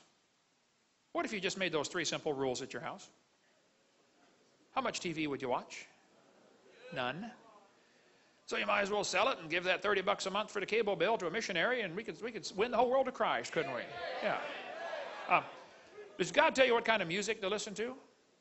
Ephesians 5, speak to yourselves in psalms and hymns and spiritual songs, singing melody, making in your heart to the Lord. Is God happy with your music? See, God loves music. God invented music. But Satan has invented some ungodly music you shouldn't listen to. Somebody asked me one time, and they said, Hovind, do you know what you get if you play country music backwards? I said, no. He said, you get your wife back, your hound dog back, your pickup back, and you get out of jail. Mm-hmm. Yeah. God created them male and female. Did you know God invented marriage and the family and sex? I mean, he invented the whole thing. And he wants it to be wonderful. But so he put some rules down. Boys, don't touch the girls till you're married to them. Now, if you don't want to touch them, then stay away from me. I saw your kind in San Francisco, okay? But God put the rules down. He put the rules down because he wants the best. He said the adulteress will hunt for the precious life. God doesn't want you hunting for a precious life. He wants you to have a precious life. Hey, do you know why these Hollywood folks have to get married again every 6 months? Or Britney Spears, 55 hours. Jennifer Lopez, 7 months. Brandy Norwood, less than 2 years, less than 6 months. Zsa Zsa Gabor, married 1 day. Do you know why they got to get married again every 6 months? They're hunting for the precious life. They don't have it. Now listen carefully. Don't pay any attention to Hollywood. They don't have a clue, not the clue in the world how to have a precious life. If you want to have a precious life, you keep yourself pure till you walk down that aisle and the preacher says, wilt thou, and then you wilt, or whatever they do, and then you stay faithful to that one the rest of your life. That is the precious life. Don't believe Hollywood for a second. They don't have a clue, all right? God created the living creatures, every living creature. God made the dinosaurs. He made them. And Satan said, you know, there has to be some way I can use dinosaurs against God. But he couldn't fool Adam, not with dinosaurs. Adam named them. Can you imagine the devil walking up to Adam and saying, hey, Adam, did you know dinosaurs lived millions of years ago? Adam would say, are you stupid? There's one in the backyard right there eating on a cherry tree. I mean, what do you mean millions of years ago? The devil couldn't fool Noah. I mean, he fed him every day. But for the next 4,000 years, dinosaurs became more rare. They were dying off or being killed off or whatever, you know, some of the reasons they died. And by 1809, they were just nearly extinct. And somebody found the bones and put one together. 1809, first dinosaur that we know of, put together for a museum. Satan was there that day and said, wow, here's my chance. These critters have always lived with man. I know that, and God knows that. But these people don't know that. So the devil said, I think I'm going to tell everybody they lived millions of years ago. And if they believe it, it'll make them doubt the Bible. And boy, has it worked good. You know, for the last 200 years, kids have gone to kindergarten and they get a book like this. I can read about dinosaurs. Would anybody like to take a wild guess at what the first sentence in the book says? Millions of years ago. Hey, how many kids are being taught that in your town? At your expense. You are paying for the destruction of the next generation. Now, maybe that doesn't bother you, but it bothers me. And if you think I leave my gorgeous wife and travel all over the world, been gone, let's see, over 200 days a year for years now, flew 215 times last year, spoke over 900 times. If you think I leave my gorgeous wife and my 4 grandkids because I like being gone, you are mistaken. Okay? They'd much rather be home. But there's a war going on. Somebody's got to warn the troops. Hello, to arms, the British are coming, you know, pick up your gun, guys, let's go. There are kids by the billions being brainwashed on this planet. And Satan is using dinosaurs to do it. Nearly all the books say millions of years ago. And then we got some Christians that totally ignore the subject because they don't have an answer. Well, study to show yourself approved unto God. Get the answer and go share it with somebody, okay? Millions of years ago, the book says. I go to museums all the time. Just makes my blood boil. You see hundreds and hundreds of kids coming past these incredible displays. I mean, beautiful big dinosaur skeletons. And guess what the sign says at the bottom? Millions of years ago. See, Christians don't seem to understand this. The museums and science centers of the world, that is their church. They are preaching their gospel just like you are trying to preach your gospel. And they're using your tax dollars to preach their gospel. That's how it happens. Millions of years ago. The Bible says, Behemoth lieth under the shady trees, in the covert of the reed and fens. Now, the word fens is an old English word that means the swamp. You know, the biggest swamp in the world is in the middle of Africa. It's called the Likwala Swamp.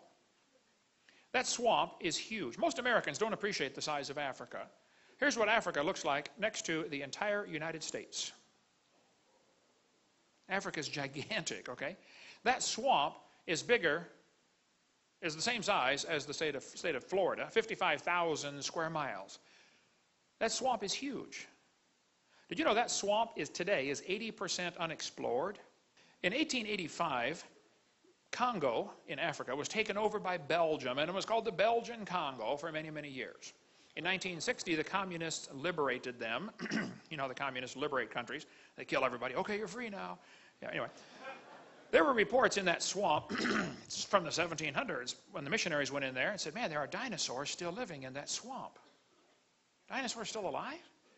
1910, New York Herald ran an article about dinosaurs still living in Africa's swamps. Here's a Saturday Evening Post, 1948. There could be dinosaurs still alive in Africa. A big game hunter named Mr. Gobbler returned from a trip to Angola. He announced to the Cape Town newspaper, the Cape Argus, that there was an animal of large dimensions, the description of which could only fit a dinosaur. The natives call it Chippequi. In Central African Republic, they call it Nguri.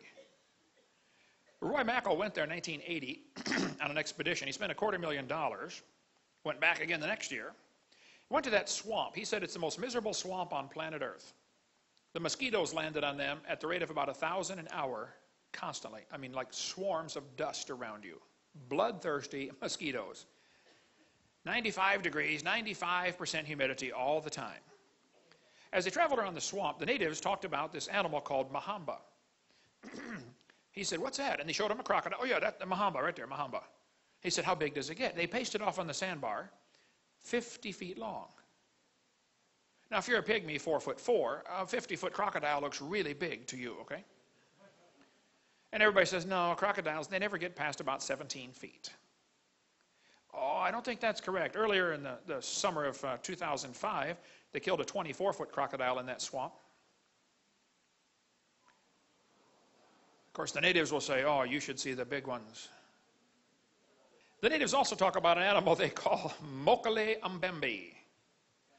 Mokele Mbembe? What on earth is that? Well, if you show them the picture of an apatosaurus, they'll say, yep, that's it, Mokele Mbembe. The natives claim these animals live underwater. They're very rare. Of course, they're in the swamp in Africa, and nobody goes out at night anyway, and there's no lights over there at night. But the animals are seen mostly early morning or late in the evening when they come out, and their favorite plant is the Malombo plant. There's Dr. Mackal holding a Malombo plant. Dr. Mackal was a University of Chicago microbiology professor, and he went over there and studied this carefully and came back and wrote a book called A Living Dinosaur. Now, he believes in evolution, but his book is great about the evidence for dinosaurs still living in African swamp. They found footprints of the creatures. A missionary friend of mine was there for 43 years as a missionary, Eugene Thomas. He's in Ohio now. Here's his phone number. Call him up. He was there for 43 years. He said, I had 2 pygmies in my church. It killed one and ate it. Dinosaurs. There have been reports of these creatures in that swamp for a long time.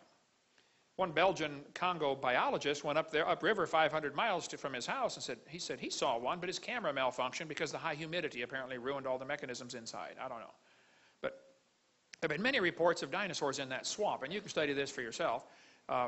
One group went there, and they said the creature was dark brown in color. The skin appeared slick and smooth, had a long neck and a small head. They heard it, they saw it. It was making a roaring noise, and the government officials even saw it. There's an article here in the Boston Herald newspaper about a group going over to look for the dinosaurs still alive in the Congo swamp. All you got to do is type in cryptozoology. Crypto means hidden, zoology means study of animals. Cryptozoology, you'll find all kinds of stuff about dinosaurs still living. The natives claim these animals live in caves along the side of the river. William Gibbons has been there 4 times now to the Congo swamp. He and I wrote this book together for kids, Claws, Jaws, and Dinosaurs.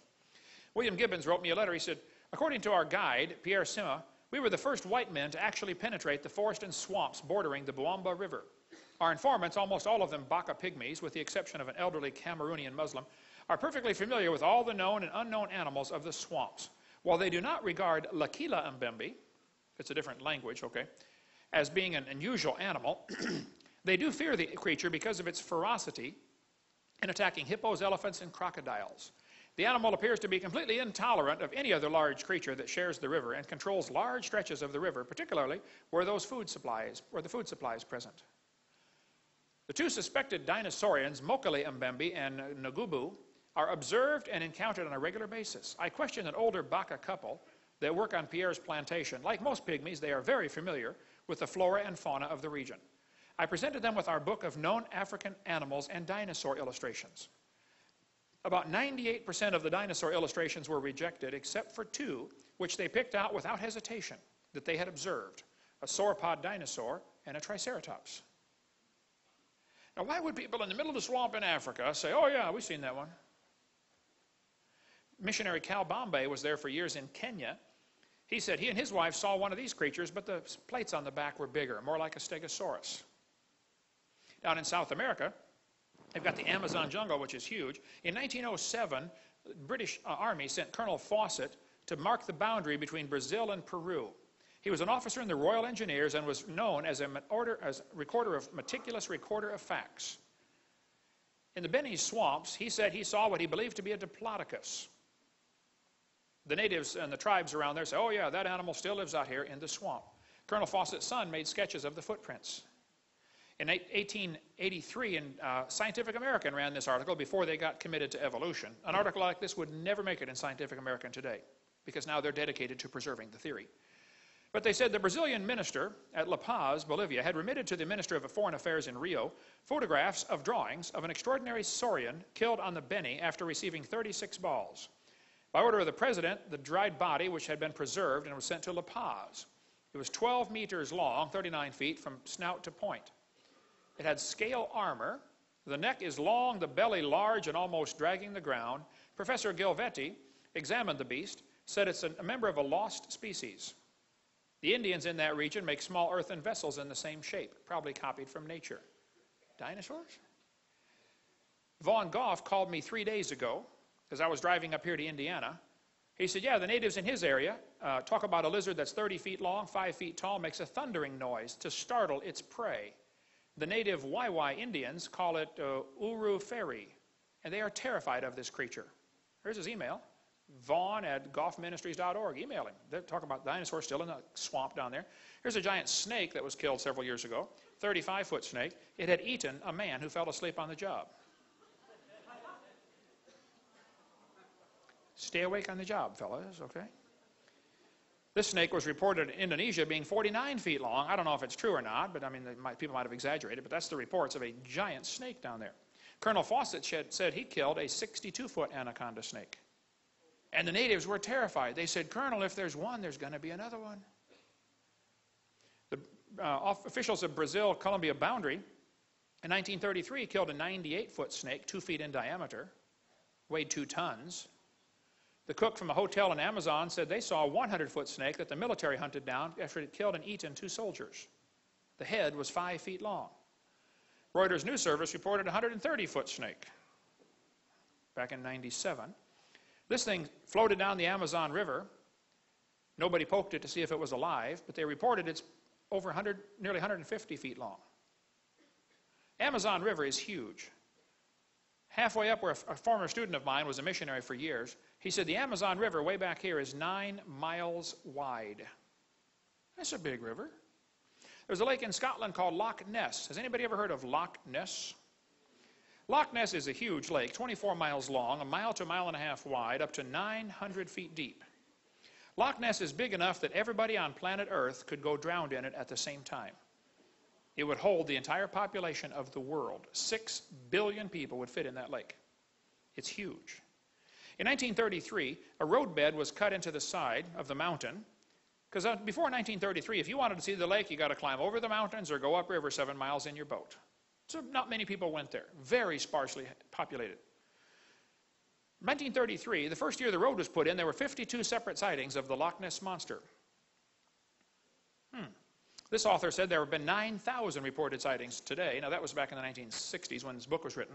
Today it's over 11,000 reported sightings of the Loch Ness Monster. 11,000. Of course, some are fakes and frauds, okay?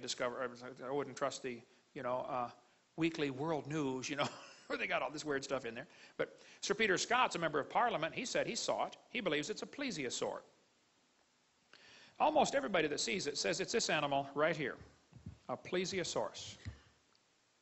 Long neck, 4 big flippers. One guy wrote a book and he said, some people think Nessie is a plesiosaur. There's one thing wrong with this theory. Plesiosaurs are believed to have become extinct 70 million years ago. Oh, is that what's wrong with the theory? I think this evolution theory has got to be the biggest hindrance to scientific research there's ever been. Okay? You look at the facts, forget your theories, look at the facts and come up with your conclusions. Okay? Arthur Grant nearly ran into Nessie on his motorcycle one night. He said, I had a splendid view of the object. In fact, I almost struck it with my motorcycle. It had a long neck, large oval-shaped eyes on top of a small head. The tail would be 5 to 6 feet long. He describes it, 15 to 20 feet long altogether. He said, knowing something of natural history, he was a veterinarian student, okay? He said, I've never seen anything like it in my life. Here's the sketch he drew of what he nearly ran over on his motorcycle. A 20-foot-long plesiosaur. Alexander Campbell was the game warden for Loch Ness for 47 years. He said he saw it 18 times. There's the sketch he drew of it. Many people have tried to catch the Loch Ness Monster. They've used everything you can imagine for bait, and some things you could not imagine. So far, nobody's caught it. I mean, the lake is huge. But there have been many, many sketches drawn. One family said they saw it with a sheep in its mouth. One guy got a picture of the hump sticking out of the water. The neck is over on the far right. Then Reader's Digest, of course, they crop everything down. They cut the neck off when they publish their picture. The crop picture. But McLeod said he watched it for 9 minutes through binoculars and made 4 sketches of it, of what he saw. McLeod said, I think the monster looks like this. All you got to do is, watch TV programs once in a while where they talk about the Loch Ness Monster. There are thousands of people who will go on record and say, I have seen it. World Book Encyclopedia paid to have a submarine taken over there from South Carolina, the mini-sub. The guy went down in the water and said, that water is so black, I can't even see the front of my own boat. Loch Ness is like a giant mud puddle. You go down in there just a few feet, visibility is 0. You can't see a thing. Japanese put 24 boats, went all the way down the lake and reported, they scanned the bottom with sonar, and said, man, this is a deep lake, and it's wrinkled up like a raisin. And there are caves going off to the side. Probably with air chambers, the creature can come up under and go under inside the mountain and breathe and live in there. One guy got a picture of diamond-shaped flipper underwater. Again, they thought it was a plesiosaur. Reader's Digest published this picture, and back in '78, pictures right there on the floor, about Nessie with its mouth open. We can go all day about Loch Ness Monster, but they said this photograph was a fake, and it probably was, but I don't know. It's interesting, they waited till the last guy involved died to announce it's a fake. Now how do you check out the truth? But anyway, there are other lakes besides Loch Ness. There's Loch Lochy, Loch Morar. There are many other lakes reporting creatures. There's one called the Morgwar, the Cornish sea serpent by England. The English Channel has many reported sightings of a creature like this. In 1749, in England, a creature was caught resembling in some degree an alligator, but having 2 large fins. The body was covered with impenetrable scales. It had 5 rows of teeth. 1934, this thing washed up on the beach in Normandy, France. There's a guy standing there looking at it for scale.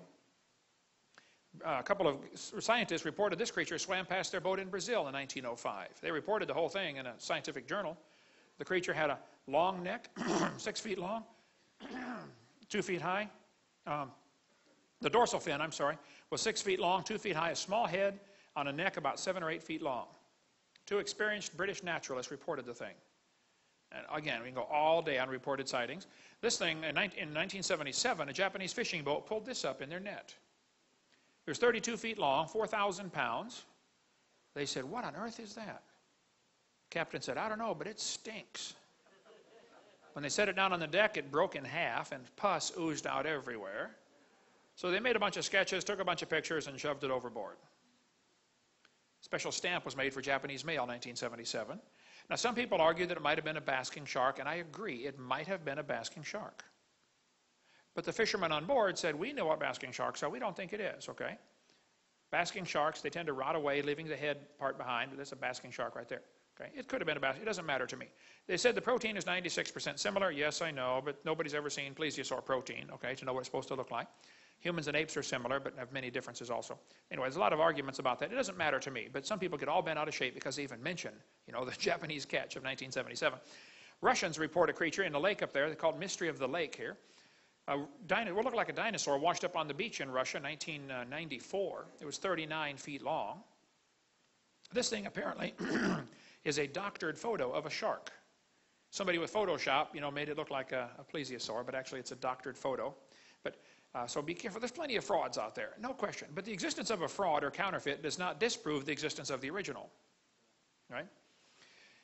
In 2004, a bunch of people over in Papua New Guinea reported a creature like a dinosaur, 10 feet tall, with a head like an alligator, or tail like an alligator, a head like a dog, right there on the island in the city of Kokopo.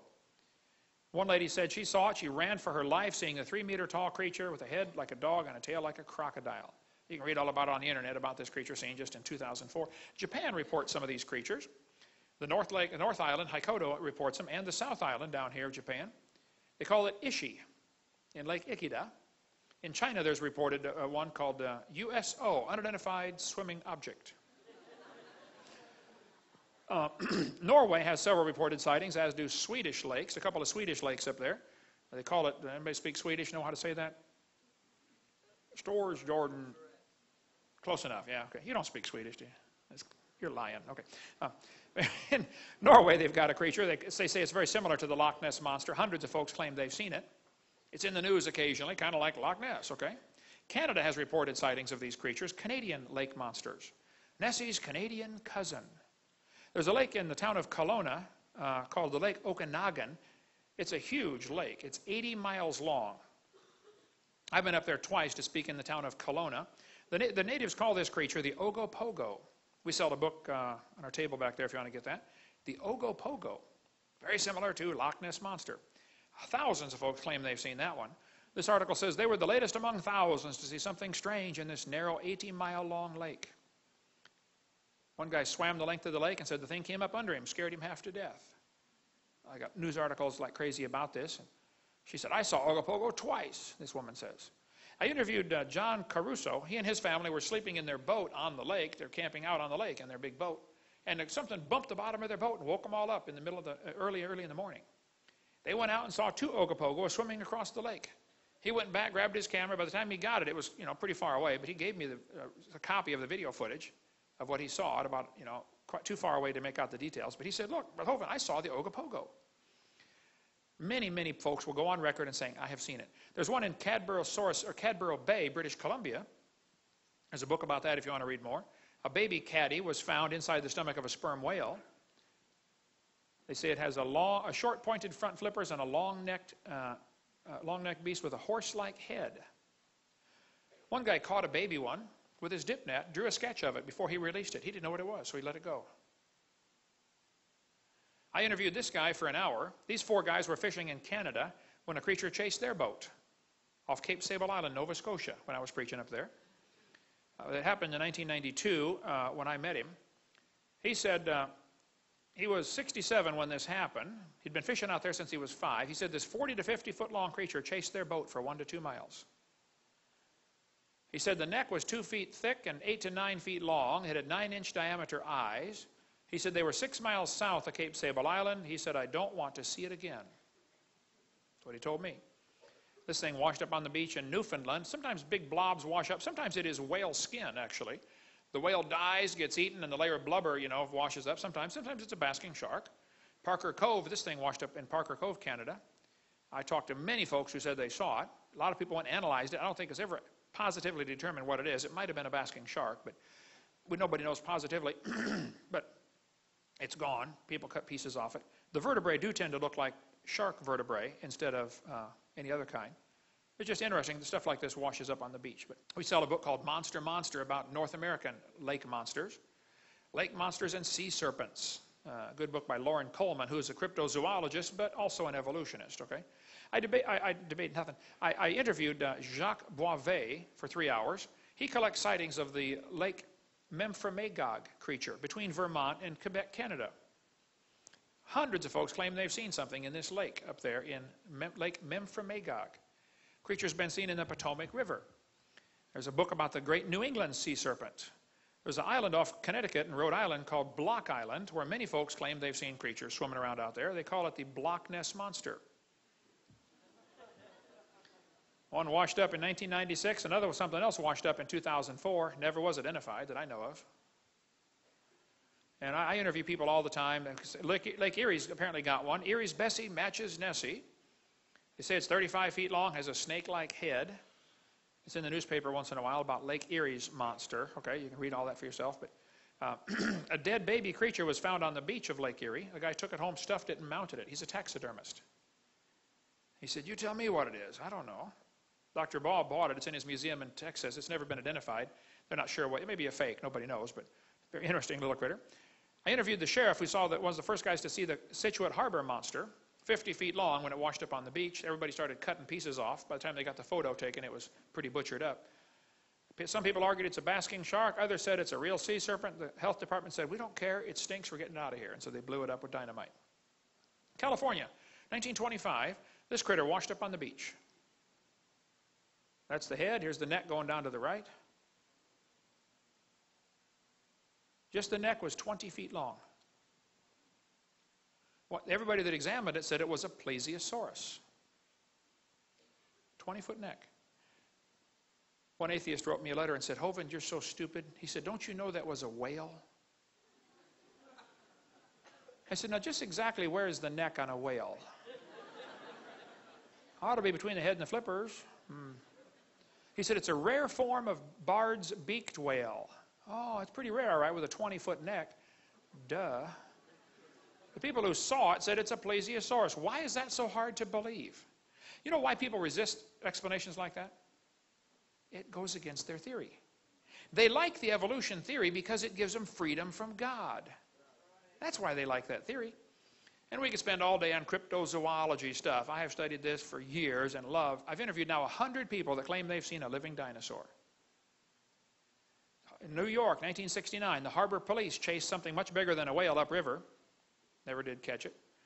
Could have been a zooglodon or a basilosaurus, I don't know. But the White River monster in Newport, Arkansas has been reported many times. Up until 1973, it apparently disappeared. Arkansas Senate passed a resolution that said it's unlawful to molest, kill, or trample the White River monster. Off the coast of Jupiter, Florida, something's been seen similar to a dinosaur swimming in the ocean out there. You can read the articles for yourself. A lot of this stuff's on my website, Dr. Dino. You can read all about this. There's a lake between New York and Vermont called Lake Champlain, where many people claim they've seen the Lake Champlain monster. I interviewed Sandy that took this picture. I said, "Sandy, do you think you saw a dinosaur?"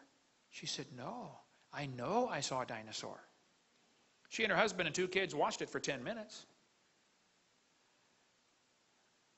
58 people on the Ethan Allen, which capsized earlier a couple months ago, some people think they all ran to one side to see something and flipped the boat over. I don't know, maybe it's just too many Twinkies, but the captain on board back in 1898 said, if you think what I saw was a fish, it weighed 3,000 to 5,000 pounds. The Bible talks about the dragons of the waters.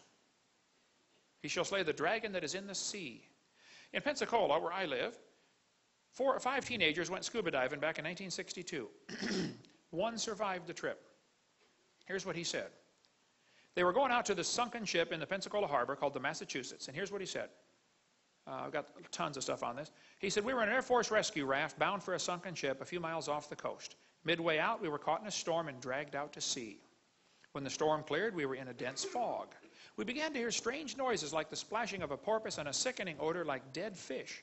The noise got closer to the raft, and I heard a loud hissing sound. Out in the fog, we saw what looked like a long pole about 10 feet high sticking up out of the water.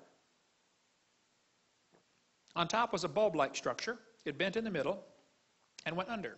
It appeared several more times, getting closer to the raft. The silence was broken once again by something out of the fog. I can only describe it as a high-pitched whine. We panicked. All 5 of us put on our fins and went into the water. "Keep together and try for the ship," I yelled. After we got in the water, we got split up in the fog, and from behind I could hear the screams of my comrades, one by one. I got a closer look at the thing just before my last friend went under. The neck was about 12 feet long, brownish green and smooth looking. The head was like a sea turtle, except more elongated. The eyes were green with oval pupils. I don't know how long it was before I heard a scream. It lasted maybe half a minute. Then I heard Warren's call, "Hey, help me, it's got Brad. I've got to get out of here." His voice was cut off abruptly by a short cry. "Brad, Warren, hey, where is everybody?" I yelled back at the top of my lungs. Larry now swam with Eric and me. Warren and Brad were nowhere in sight. Right next to Eric, that telephone pole-like figure broke water. I could see the long neck and 2 small eyes. The mouth opened and it bent over. It dove on top of Eric, dragging him under. I screamed and began to swim past the ship. My insides were shaking uncontrollably. He drew a sketch of the thing that killed his friends. He said, "I finally made it to the top of the ship and stayed there most of the night. Next morning I swam to shore, was found by the rescue unit." That's the sketch Brian McCleary drew of what he saw that killed his 4 friends. I was speaking in Fort Walton Beach, Florida one time, and Valerie Bill came to me and said, "Mr. Hovind, my stepson, Larry Bill, was one of the kids who was eaten. That story you are telling is correct." But the Pensacola News Journal said, after they interviewed him, they said, "This is a beach town. You know, people come here to go swimming. We're not going to report that your friends got eaten by a dinosaur.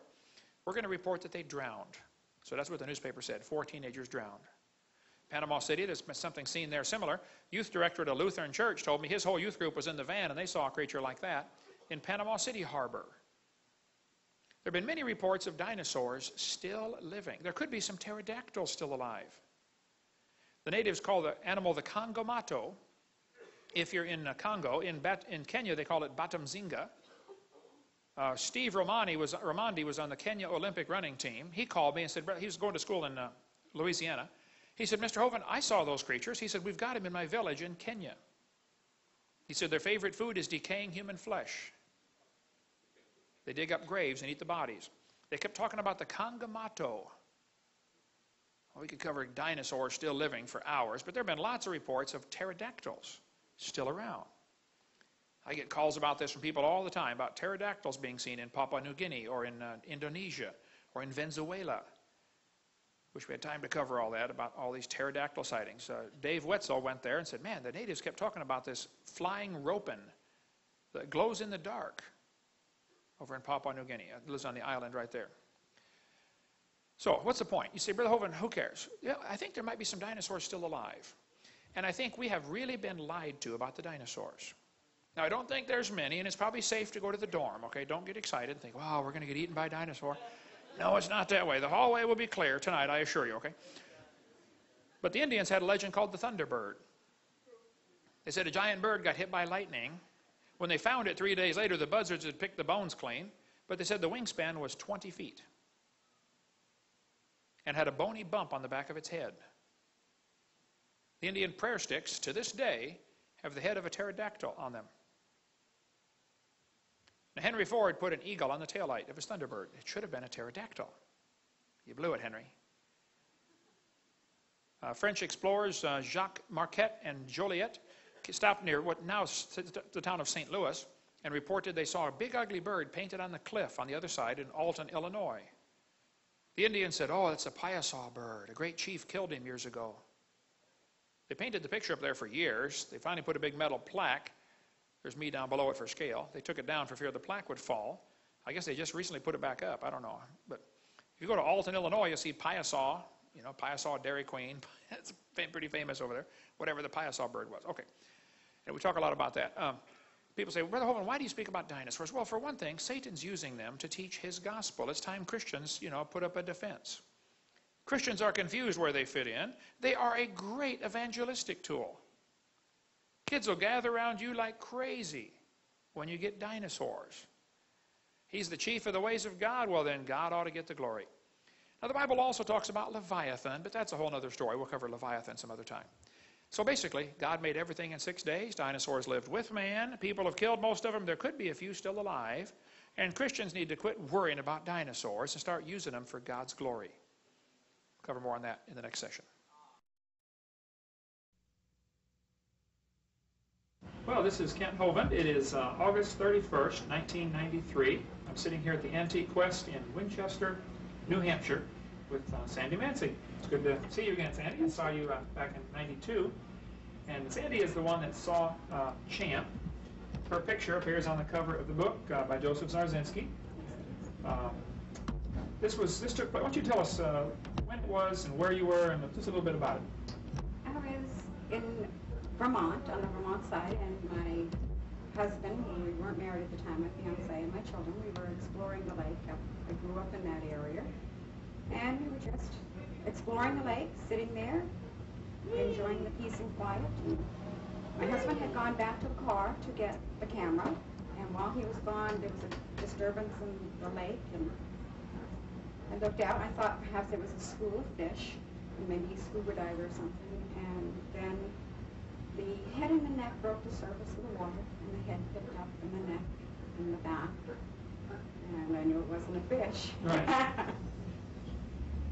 Well, great. And some people said I heard somebody told you that they thought maybe it was a duck. It's about a 2,000-pound duck. A 2,000-pound duck. When we were at the church, when you came to hear me speak up in wherever that was, New Hampshire, Dublin, New Hampshire, I had all my dinosaurs on the table, and you immediately picked out this one as Champ. But you said it was a little different, what you saw.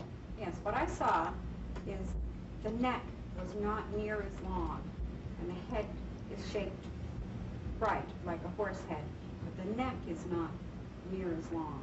Okay, now there are 3 or 4 different types of swimming dinosaurs that bones have been found of. There's the chronosaur, which has a huge neck, the plesiosaur, which you're holding, and then there's the elasmosaur.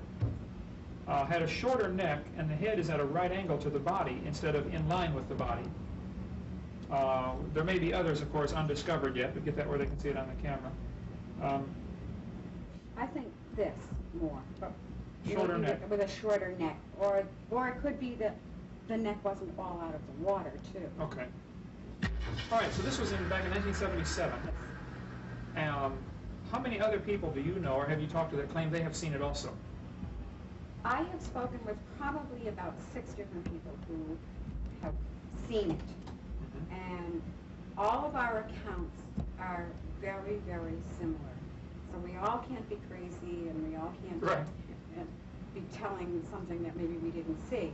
But they're all very, very similar. The shape of the head and neck,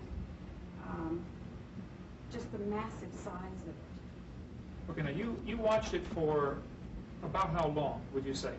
Probably from the time the disturbance until it went back down, maybe 8 minutes, 10 minutes. 8 to 10 minutes, okay. And you told me the last time we talked, about a year ago, that when it first came up, it was looking different directions, it was looking around? When it came up, it was facing this way, okay, to me, and when it came up out of the water. And then it looked around, and when I did take the one snapshot, it was getting fidgety. It was getting a little more movement to it, and it had turned its head to look over its back, and that's when I got the snapshot. And then it turned, and then it went down, and it started going down like this, and then it put its head down under the water. After it was completely under the water, I heard a boat coming. I heard a boat. Mm-hmm. Didn't even see the boat, but I heard it coming. It knew that boat was coming long before my sense of hearing picked it up. A lot of people I've interviewed have told me that, like the ones in Africa, the dinosaurs in Africa, the natives claim they have very sensitive hearing, and they'll hear you coming and duck under the water. Mm-hmm. I've got missionary friends over there that say there are dinosaurs in that swamp. Absolutely. Yeah. I'm sure of it. God created one. He created many. Sure. And this is something that has to be of creation. It's not something that could have come from an eel or any of that nonsense. And if God can create one, he can create many. Sure, right. Now, your picture has, as well as being on the cover of Joseph's book, has been in a number of places. It was in Time magazine, July '81, I think. You were on Unsolved Mysteries, did you say this last week? Or? Unsolved Mysteries has shown 3 times. It first was in September last year, and then Maybe September of '92. Right. Okay. And then recently, about a week or so ago, we had a rerun of it. Oh, okay. So you're a movie star now? No. Well, there are those who teach that evolution is a proven fact, that dinosaurs lived millions of years ago. I, as you know, am very different. I was a science teacher 15 years. I'm of the strong, studied opinion that a few dinosaurs are even still alive. The world isn't millions of years old. Would you say that what you saw was best described as being a dinosaur of some kind, water-dwelling? I saw a dinosaur. You felt like you were seeing a dinosaur, right? I know. Not felt, I know. You know, okay. I saw a dinosaur. Now, the question comes to some people's mind, why did you only take one picture? Because I didn't want to miss anything. Busy watching it. I was busy watching. I brought the camera up. I took the one photograph, and then I put it down because I didn't want to miss anything. I was in such total awe of what was happening. And I don't even know why I took the one. It was just instinct. My husband handed me the camera. He had gone after the camera He had anyway. gone after the camera to take pictures of the children. Okay, before it surfaced. Right. He didn't even know anything was going on until he got back there. Sure. And he helped me up the banking, and he handed me the camera so to help me up the banking. And I had it. My knees gave out. I was shaking. And I went down on my knees. I picked the camera up. I took the one photograph and then put it down. I had them both down. You could have taken 20 pictures. Oh, absolutely. Right. But I wanted to watch it, and I was, and your mind tries to rationalize. And I'm trying to think, well, what is this? And there comes a point when you cannot rationalize. You just stand there and awe. Yep. Well, great. Anything else, any other typical questions you get asked? Or most of the people that interview you are those who believe in evolution. Yes. And how do you feel about that? You don't like that? I agree with you 100%. And I appreciate you letting me use your picture. I put it on one of my posters. Wonderful. And I have quite a few pictures from different people. And my motive is to strengthen people's faith in the Bible. The Bible is the Word of God. And there's Sandy's picture. You've been featured in a number of shows and magazines and things like that. And you've lived here how long in Winchester? About 20 years. 20 years. So you had no intention of trying to become a celebrity by photographing Jan. No, as a matter of fact, I really didn't even want to publish. I kept it a secret for 2 years. And then I made them keep it in the scientific world. And I was forced by the media to publish. Because they were calling, well, if this exists, why haven't we seen it? And Sure, right. so I was forced to, and that's why I put a copyright on so that I could have some control and some protection as to who's going to use it. Right. Smart. Good move. Now, people have asked me, they say, hey, if there's so many of these creatures, why don't we get more pictures? And I ask them the question, I'll say, have you ever seen a car wreck? And they say, well, sure. I'll say, give me a picture of one as it happens. You never see a picture of a car wreck as it happens, and yet thousands of car wrecks happen. So it's something that's fleeting, it lasts a few seconds, you don't think of taking a picture until it's too late. Well, maybe if you could keep me posted, send me information if you get any more people, because people probably come to you all the time, don't they, and say, Yes. hey, I saw it. Yes. I would like to keep a file of that. Just send me a list. Absolutely. Picture of Champ up here on the wall, and tell me about the old gentleman that came and looked at it. I was standing here at the counter, and an older gentleman came in, and he's staring at the picture, and he's staring, and he asked me what it was, and I told him it was Champ from Lake Champlain. And he went on to tell me that he had never told a soul this, and he was in his 80s. I think he said he was 89 or 87. And he told me about when he was a young man, and he went fishing with his grandfather up in Lake Champlain, up by the Bullwaga Bay, that area up by Tide. He grew up on the lake. Yeah, he grew up on the lake. Okay. And he told me of a time that he and his grandfather were out fishing, and this monstrous big thing, he said, came out of the water. And his grandfather told him that it was Champ, and that he wasn't to tell anybody due to the fact that they would think that they were insane. Mm-hmm. And so all those years, he never told a soul about it. I was the first person he told, and he said to me, I was not insane, my grandfather was not insane, we saw a living, breathing dinosaur. Right. And I was like, hallelujah! Yeah. Yes! More testimony. Yes, absolutely. Now, other people have seen it, and they come to you and say, hey, you know. Yes, and I appreciate that because it gives me vindication. You know? Right. I'm not crazy. I'm not prefabbing it. This is what I saw. This is what they saw, and we all saw something. And what? Someday maybe the lake will give up her secret. Who knows? But let's not kill it. Don't kill it, no. Great. Well, thank you so much. You got customers here. We're going to let you go.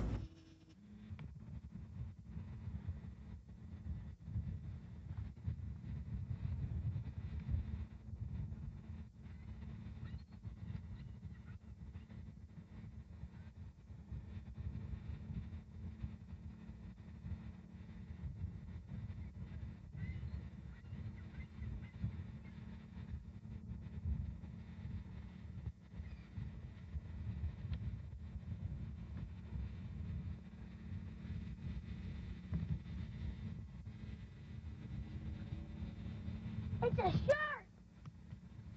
God darn, some white things all come out of the water. Ooh, what the heck ever it is. Hey, there's one under. Oh, the trail went under right there, Dad. You saw those binoculars? Huh? You see those binoculars? It was a shark. No, it's not a shark. Something just come up there. I've seen it, Dad. It's gone. It went under. I think we just see Champ.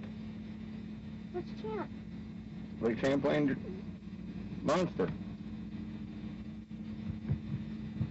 It's gone, Clayton.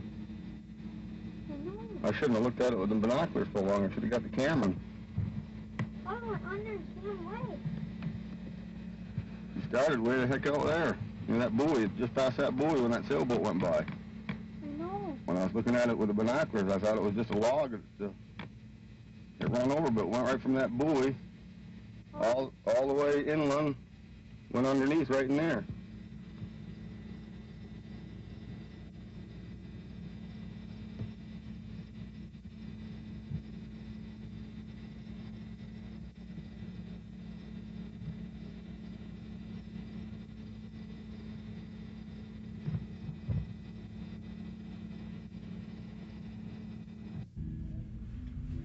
This is a giant squid of the species Architeuthis ducks.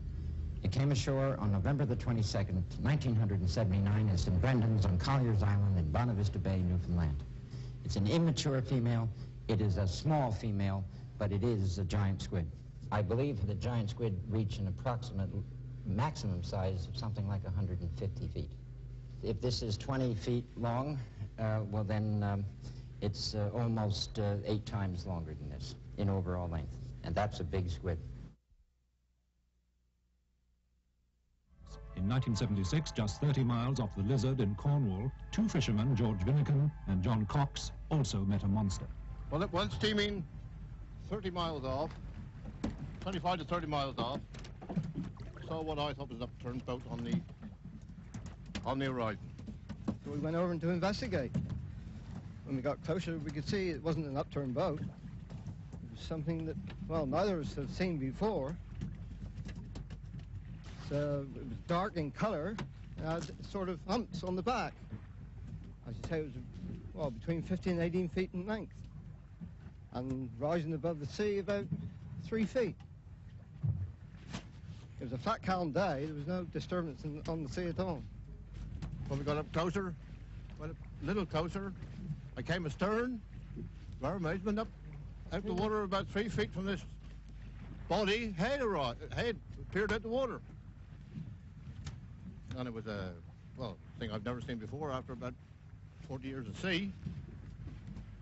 And it gradually sank in the water and disappeared. But after talking about it, the only thing we could explain it was one of, very much like a prehistoric animal. Good morning and welcome to OV's Open Line program. I do believe that's what's going on in here this morning. Teresa, how are you? I'm fine, thank you. We're talking about the Ogopogo today. A lot of people in the area have seen it. The legend goes on for many years, and we'll be talking to some experts. I believe we've got Arlene Gall coming in. Arlene wrote a book on it. That's right. But we're going to go to the phone lines right now. Line 2, good morning. Hello there. Mr. Puglis. Yes, go ahead, sir. You want to know about Ogopogo? I certainly do. Yeah, okay. I had a taxi and I took a passenger to the hospital and then I was coming down Abbott Street. And I got far as about here. I looked at the lake. I was surprised, and I seen this thing come out of the water. Well, it's like a horse's head with the kind of horns on it. Well, he was huge, you know, standing up there. Oh my, just like a, you know, like a big serpent. Then another fellow come behind me and he says, "What are you looking at?" He says, "I see no Ogopogo over there." And he says, "Where? Over there." He says, I had the door open in the car and stepped out just a little bit and we slipped back in the water, see? And he says, "Gee, look at the big waves there." And all we can see is big waves going down there to Fred's place where he had the boat rental. And they disappeared, see? And then I got all excited. I got in the car and I pulled to the willow end. And I told the people, I says, they were having breakfast, "I just seen Ogopogo." And they says, "What the heck you been drinking, eh?" Line 4, go ahead, please. Hello, John. How are you? I'm not too bad. Good. Are you going to give me your name? No, I'm not. Okay. Tell me about I saw Ogopogo off of Sarson's about 4 years ago. Okay, you don't want to give your name on the air. No, I don't. You've told some people, obviously. Yes. Are you afraid that they might think you're a little bit of a... Well, I had some strange phone calls. And I get them every day. That's what they pay me for. Well, I don't get paid for them, so I don't really want any more, thank you. We were up on the beach having a picnic, and my daughter was on the swings when I saw this creature underneath the wharf there. And when I turned around and saw it and realized that it was the legendary Ogopogo, I just freaked out. I grabbed the baby and ran down to the beach, and I guess I yelled over and over, "That's him." She was screaming like anything. She just couldn't believe it. Her face was red. And, It was fishing or whatever it was doing, and it was there for quite some time. Then it straightened out and went along those poles, and as it traveled along, just the 3 humps were showing, and they were from one of those end of those poles to the other in the space. The 3 humps were. It traveled along the beach till about the corner over there, and then it turned and went straight across the lake. All right, we're going to break from the phone calls right now and introduce to you someone that's well known in the Okanagan Valley, Arlene Gall. Arlene has written a book of the Ogopogo. Good morning, Arlene. How are you? Good morning, John. Morning, Teresa. Morning, Arlene. How many sightings have you documented? Literally hundreds. Literally hundreds. When was the first sighting?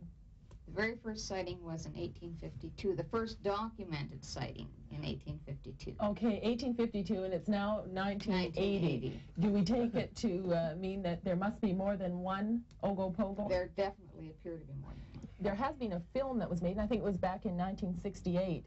It's pretty hard not to believe when you see it right in front of your eyes. Tell us about that film this morning. The Folden film was taken in 1968 by a gentleman by the name of Art Folden. He was returning from a trip to his home in Chase.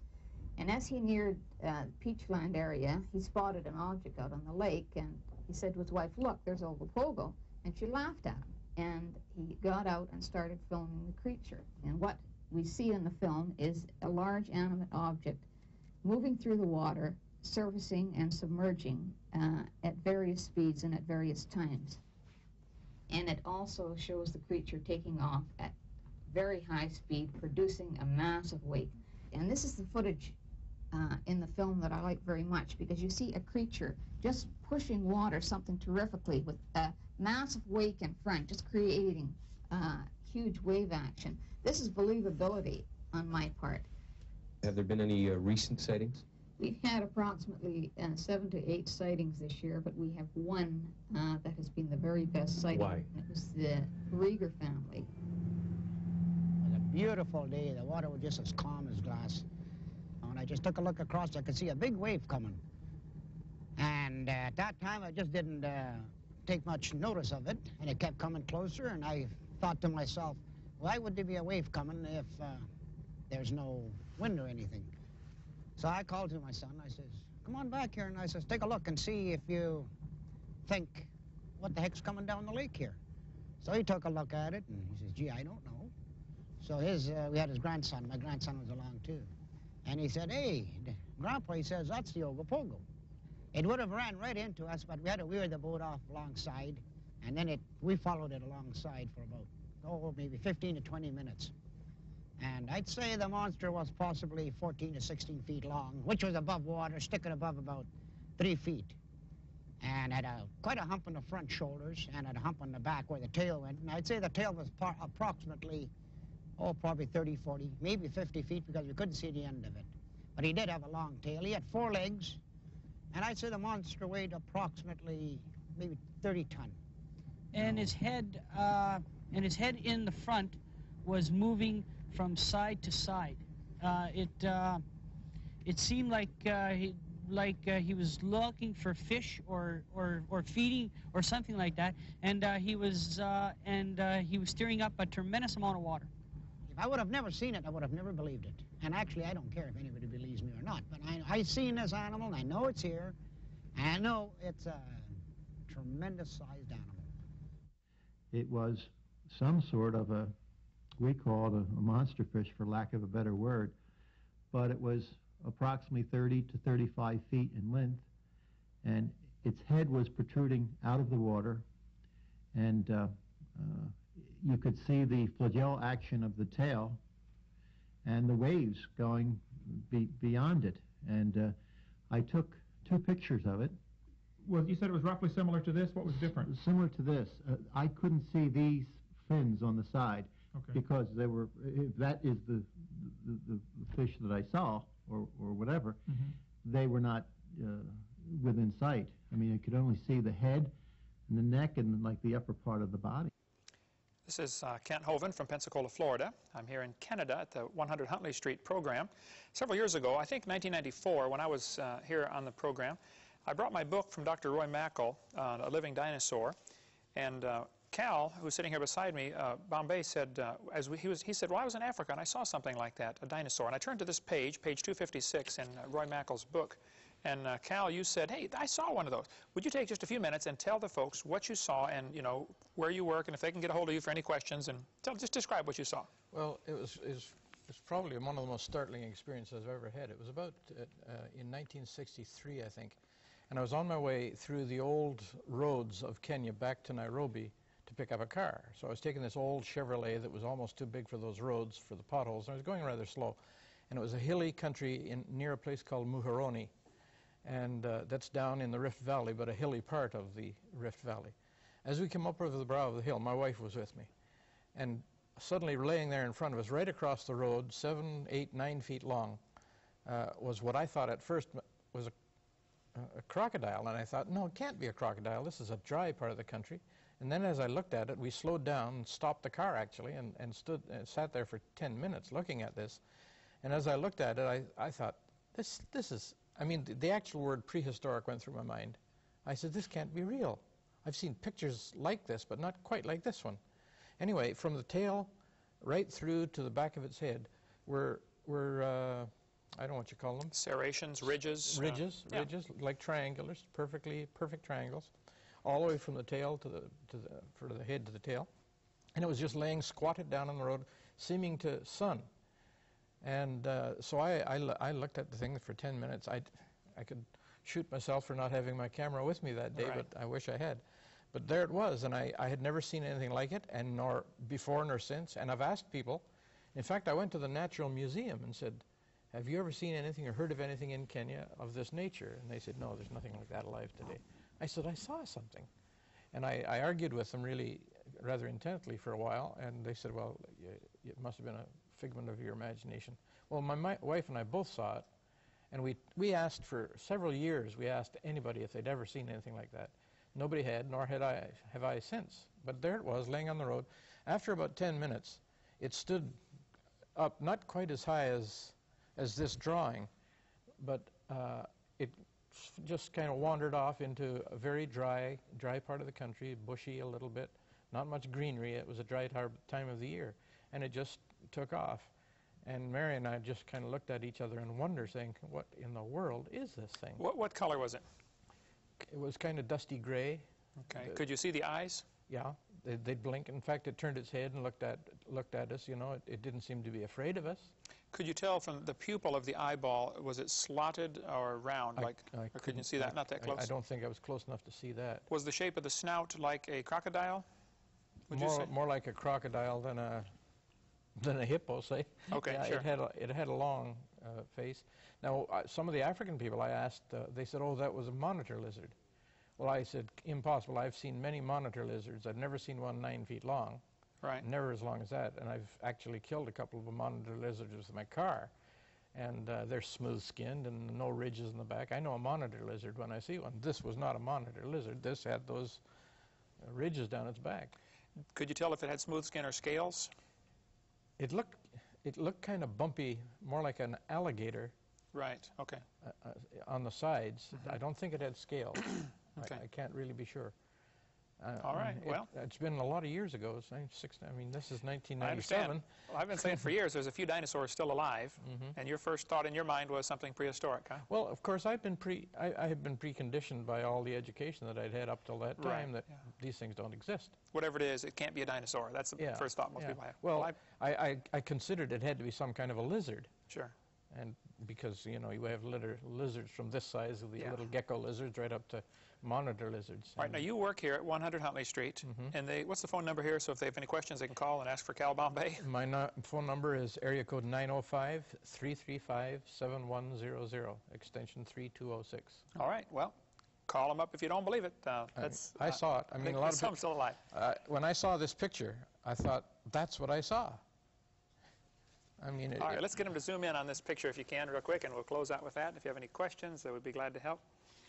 Give us a call if you want more information on dinosaurs. You let us know, and we'll be glad to send you our videotape on creation, evolution, and dinosaurs. So that's what you saw that day, 1962. That's as close as anything I've ever seen. Okay. Well, thank you so much, brother. I appreciate the time, and God bless you. You're quite welcome. Thank you. We hope you've enjoyed this video series on creation, evolution, and dinosaurs. Much more important, though, than knowing all the truth and facts about science is to know the truth about whether you're going to heaven or not. If you've never trusted Christ as your Savior, let me explain quickly what you need to do to go to heaven. The Bible says we're all sinners. We've all broken God's laws. We've disobeyed the Creator. We've done wicked things. We're sinners. Some are worse than others, at least in man's eyes, but we've all broken God's laws. And the Bible says you have to repent. The word repent means to turn. It actually means two things, to turn from your sin and to turn to God. God's looking for a change in your attitude where you say, Lord, I don't want to do wrong anymore. I'm sorry, I've offended you. I want to do right. And you turn from sin and you turn to God and say, God, would you please forgive me? Would you save me? The Bible says in Romans chapter 3, verse 23, that all have sinned and come short of the glory of God. You need to admit you're a sinner. Number two, the Bible says in Romans 6:23, the wages of sin is death. We deserve to die and go to hell because of our sin. But Jesus died for you. He loves you. He wants you to come to heaven. And anybody that will ask Him for the free salvation, God will give you the gift of eternal life. It says in Romans 6:23. It's a free gift. And it says in Romans chapter 10 and verse 13, whosoever shall call upon the name of the Lord shall be saved. If you would just call and say, Lord, I'm a sinner, would you please forgive me? And ask Him. He will give you that free gift of eternal life. Why don't you just pray with me right now, and you could receive Christ as your Savior. There's no magic words. God's looking at your heart. But if you could say this and mean it, God would forgive you. Just say, Dear Lord Jesus, I know that I'm a sinner. I've broken your laws. I'm sorry. Please forgive me. Please apply your blood to my account and forgive my sins and take me to heaven. In Jesus' name, amen. The Bible says if you call upon the Lord, you shall be saved. So if you've asked the Lord to save you, He promised He'd save you. Now your job is to grow. Read your Bible, pray, get involved in a good Bible-believing church, and begin to grow to be a good Christian. Thank you so much. Call or write if we can be any help at all. We'd be glad to help. What you're about to hear is an audio tape made of apparently the roaring of the creature in the Congo swamp the natives call Mokele Mbembe, which would be one of the few living dinosaurs. The sound appears to have a flapping or slapping sound near the end of each roar. Some have speculated that this may be similar to the gecko lizard that makes a little roaring sound, and then the flap of skin under its throat slaps back against the throat, making the slapping sound. That's the best so far we have on this. If you hear any more, please let me know. Hope you enjoy it.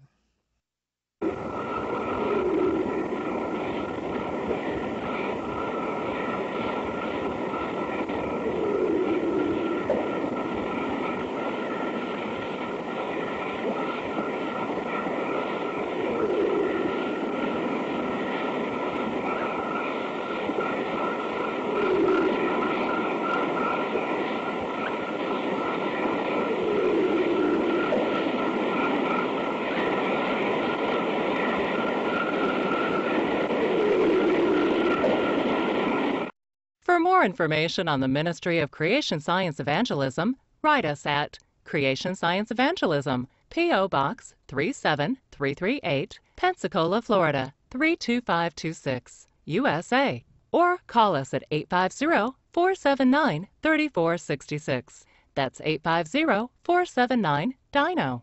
You may also visit us on the web at www.drdino.com. That's www.drdino.com.